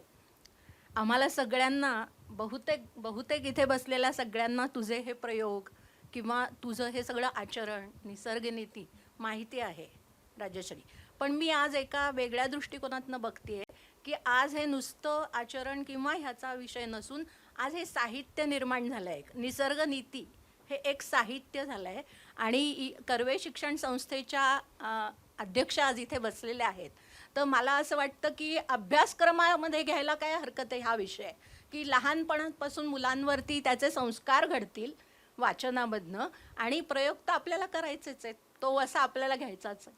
नक्कीच आपण सांगूयात घ्यायचाच मॅडमला किंवा अदरवाईज पण हे सजेशन होतं, हा माझा प्रश्न हा ना प्रश्न मला किंवा हे सजेशन मला सिमिलरली येतं for astronomy also, especially light pollution बद्दल, की हे तर पुस्तकात असायला पाहिजे. पण पर्यावरणाच्या पुस्तकात ॲटलिस्ट या गोष्टी म्हणजे आज आपण जे काही बोललोय ते थिओरिटिकली सगळ्यांनाच माहिती होतं. हो, परंतु हे कसं, हे वाचलं ना, वारंवार तुम्ही वाचलं, तुम्ही प्रश्न त्याच्यावरचे बघितले, तुम्हाला नवीन सुचेल अजून काही, त्याच्याबरोबर अजून साहित्यिक तयार होतील, प्लस प्रयोग करणारे त्याचबरोबर प्रयोग पाहिजे. जर का प्रयोग करणारे जास्त, तर माझं असं आवाहन, माझं सगळ्यांतर्फे आवाहन राहील की हे हा विषय म्हणून घ्यायला हरकत नाही. येस, अशा चर्चा तर आपल्या चालूच राहतील. तुम्हाला सगळ्यांना आमचं इन्व्हिटेशन आहे की आमच्या घरी या, आमच्याबरोबर पो घालून बसा आणि आपल्या चर्चा आपण अशाच रंगूयात. अनुमावशी, नाव द डायस इज योर्स. सुरुवातीला सांगितल्याप्रमाणे 7 वाजता कार्यक्रम संपेल. 7 वाजत आलेले आहेत आणि अशाच चर्चा चालू राहू शकतात, ज्या चालू राहणार आहेत. राजश्रीला आणि काळे सरांना तुम्ही हे पुस्तक वाचल्यानंतरच्या शंका, तुम्ही केलेल्या प्रयोगांमध्ये आलेल्या अडचणी याविषयी नक्की विचारा. तिचं पुस्तक घेऊनच आपण सगळेजण घरी जाणार आहोत आणि ते पुस्तक सर्वांपर्यंत पोहोचेल असंही आपण पाहणार आहोत. त्यामुळे अजून एक मला त्यानिमित्ताने सुचवायचं होतं की निसर्गाच्या पर्यावरणाच्या साठीचा हा सगळा कार्यक्रम आणि यासाठीचा हा उद्योग होता. तर ऑनलाईन पुस्तक असतं आणि कागद वापरता आला नसता किंवा यापुढे त्याचा विचार केला तर माझ्याकडून ही सूचना होती. आणि ऑनलाईन आता आपण सगळे मोबाईलवर आहोत, त्यामुळे मोबाईलवरही पुस्तक येऊ शकतं, हे सगळे विचार येऊ शकतात. त्यामुळे पुढच्या कार्यक्रमासाठी, पुढच्या पुस्तकासाठी आणि काळे सरांनाही सूचना होती माझी. आणि आता किरण कुलकर्णी यांना मी विनंती करते की संपूर्ण कार्यक्रमासाठी त्यांनी घेतलेले कष्ट आणि आज सर्वजण आहेत उपस्थित त्याविषयीचं आभार प्रदर्शन त्यांनी व्यक्त करावं. मला आजच्या या कार्यक्रमाची निवेदन करण्याची, गप्पा मारण्याची संधी दिली त्याबद्दल परत एकदा त्या दोघांचेही मी मनःपूर्वक धन्यवाद मानते आणि थांबते.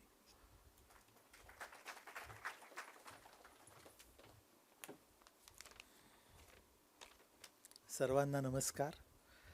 खूप दिवसांनी आभार प्रदर्शनाची जबाबदारी मी पार पाडतो आहे, त्यामुळे चुकलं काही तर माफ करा. सगळेच माझे सुहृद आहेत इथं जमलेले आणि खरं सांगायचं म्हणजे आज जो विषय आपण चर्चा करतो आहोत त्या विषयाबद्दल ज्यांना काही तळमळ वाटते आहे ते सगळेच आम्हाला तिघांनाही आमचे सुहृद वाटतात. आपले खरे नातेवाईक हेच आहेत, आपले खरे जवळचे हेच आहेत. माझ्याकडे सोपवलेल्या औपचारिक जबाबदारीकडे येतो. सर्वप्रथम मी या संस्थेचे आभार मानेन. या संस्थेचं नुसतं नाव घेतलं तरी त्याचा जो काही इतिहास आहे, 125 वर्षाचा परंपरा आहे आणि महर्षी कर्व्यांसारखं खूप मोठं नाव आहे आणि त्यांनी संपूर्ण जगाला, आपल्या देशाला, आपल्या राज्याला बदलण्यासाठी जे काही कॉन्ट्रीब्युशन केलं आहे ते सगळं नजरेसमोर उभं राहतं. आणि त्याच संस्थेमध्ये, त्याच जागेवरती आपण हा कार्यक्रम घेतो आहोत. या संस्थेनं ती परवानगी दिली आणि हा हॉल उपलब्ध करून दिला. मी या संस्थेचा आभारी आहे आणि संस्थेच्या अध्यक्षा घैसास मॅडम यांनी आवर्जून, जेव्हा मी फोन केला मॅडमना आणि त्यांनी झटकन माझी विनंती मान्य केली आणि या कार्यक्रमाला उपस्थित राहिल्या. मॅडम, खरंच मी आभारी आहे तुमचा. त्याचबरोबर या संस्थेचे आणखी एक स्वीकृत सदस्य अभय कुलकर्णी, माझे मित्र आहेत तेही या कार्यक्रमासाठी आवर्जून आले आणि त्यांनी सगळी मदत केली, त्यांचाही मी आभारी आहे. वाजे सर यांचासुद्धा मी आभारी आहे. त्याचबरोबर या हॉलमधली जी अरेंजमेंट आहे ती करायला संतोष आणि बाकी सगळ्यांनी खूप छान सहकार्य केलं, त्यांचेसुद्धा मी आभार मानतो.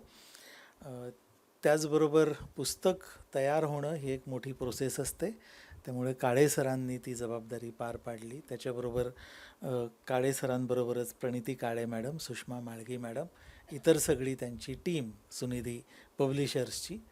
याचबरोबर मुखपृष्ठ ज्यांनी केलेलं आहे ते विनोद शिंदे आणि मुद्रकाचं काम केलेले शेखर भिडे, या सगळ्यांचे मी आभार मानतो. SHK ट्रस्ट या ट्रस्टच्या अध्यक्षा जयश्री महाशब्दे मॅडम या उपस्थित राहिल्या आणि त्यांनी आशीर्वाद दिले, याबद्दल त्यांचे, आणि सुभाष कुलकर्णी यांनी शुभेच्छा दिल्या, याबद्दल त्यांचेही मी आभार मानतो. या पुस्तकामध्ये 2 खूप महत्त्वाचे अभिप्राय समाविष्ट आहेत. ते अभिप्राय देणाऱ्या डॉक्टर सोनाली भावसार आणि माधुरी यादवाडकर यांचं मी आभार मानतो. निसर्ग नीती हे जे नाव सुचवलेलं आहे, हे नाव सुचवण्याचं क्रेडिट ज्यांचं आहे त्या माधुरी मॅडम इथे उपस्थित आहेत, त्यांचाही मी आभारी आहे. निलिमा फाटक मॅडम यांनी जशी राजश्रीवरची कविता सादर केली किंवा दिली, त्या शीघ्रकवी आहेत, मी त्यांना शब्दप्रभू म्हणतो. त्यांनीच या पुस्तकाच्या मजकुराची तपासणी केलेली आहे आणि त्यांच्या नजरेतून चूक निसटणं हे अशक्य आहे. त्याच्यामुळे हे पुस्तक अतिशय अचूक आणि बिनचूक झालेलं आहे, त्यामुळे निलिमा फाटक मॅडमचं सुद्धा मी आभार मानतो. श्रीयुत सत्यजित पंगू आणि श्रीयुत सुयोग देशपांडे यांनी या कार्यक्रमाच्या व्हिडिओग्राफीसाठी मदत केलेली आहे. त्याचबरोबर माझी मैत्रीण वीणा केळकर मॅडम, तिला वीणा केळकर म्हणायला जीभ धजत नाही, कारण ती आमची अनु आहे, माहेरची ती अनुपमा भिडे आहे. त्याचबरोबर विवेक कुलकर्णी, आमच्या अंजली कुलकर्णी मॅडम, ज्या कोथरूड विभागाची जबाबदारी इलेक्शनची सांभाळत आहेत. राहुल, सचिन हे सगळे सहकारी, या सर्वांचा मी आभारी आहे. आपण जो वडापाव खाल्लेला आहे तो चवीला अतिशय चांगला होता, याची मला चव घेतल्यानंतर लक्षात आलं. त्यामुळे त्या कॅन्टीनच्या पेंडसे मॅडम, त्याचबरोबर खळदकर मॅडम यांचाही मी आभार मानतो. सगळ्या त्यांच्या सहकाऱ्यांचे आभार मानतो. अर्थातच या कार्यक्रमासाठी आणि या पुस्तकासाठी प्रत्यक्ष आणि अप्रत्यक्ष ज्यांनी मदत केली त्या सर्वांचा मी मनापासून आभारी आहे. आणि सर्वात महत्त्वाचं म्हणजे आपण सर्वजण इथे आलात. आपण आला नसतात तर या कार्यक्रमाला शोभा आली नसती. आपण आलात, या कार्यक्रमाची शोभा वाढवली. नंतरचा प्रश्नोत्तराचा कार्यक्रमसुद्धा फार इंटरेस्टिंग झाला. मला असं वाटतं की आपण कदाचित पुढच्या वेळेस असा प्रयोग करायला हरकत नाही की बाकी फॉर्मल कार्यक्रम ठेवण्यापेक्षा प्रश्नोत्तरांमधनं जास्त विषय उलगडतो. आजच्या या मुलाखतीमधून आणि सादरीकरणाचा जो एक वेगळा प्रयोग आम्ही करायचा प्रयत्न केला, त्यामधून आमच्या घरामधल्या वातावरणाची कल्पना आपल्या सगळ्यांना आली असेल.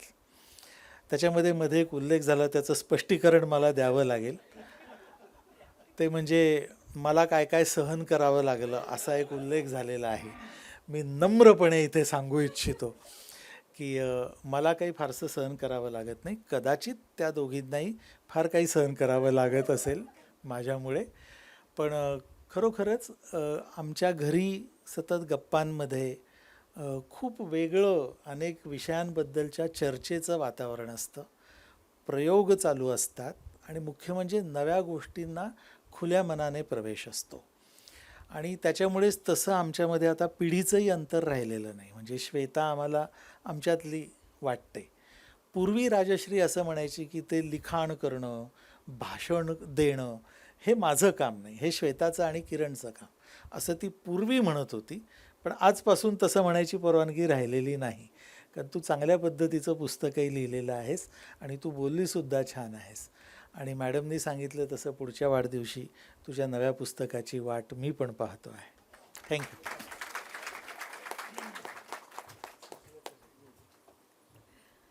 आजचा हा पुस्तक प्रकाशनाचा सोहळा संपन्न झाला असं मी जाहीर करते.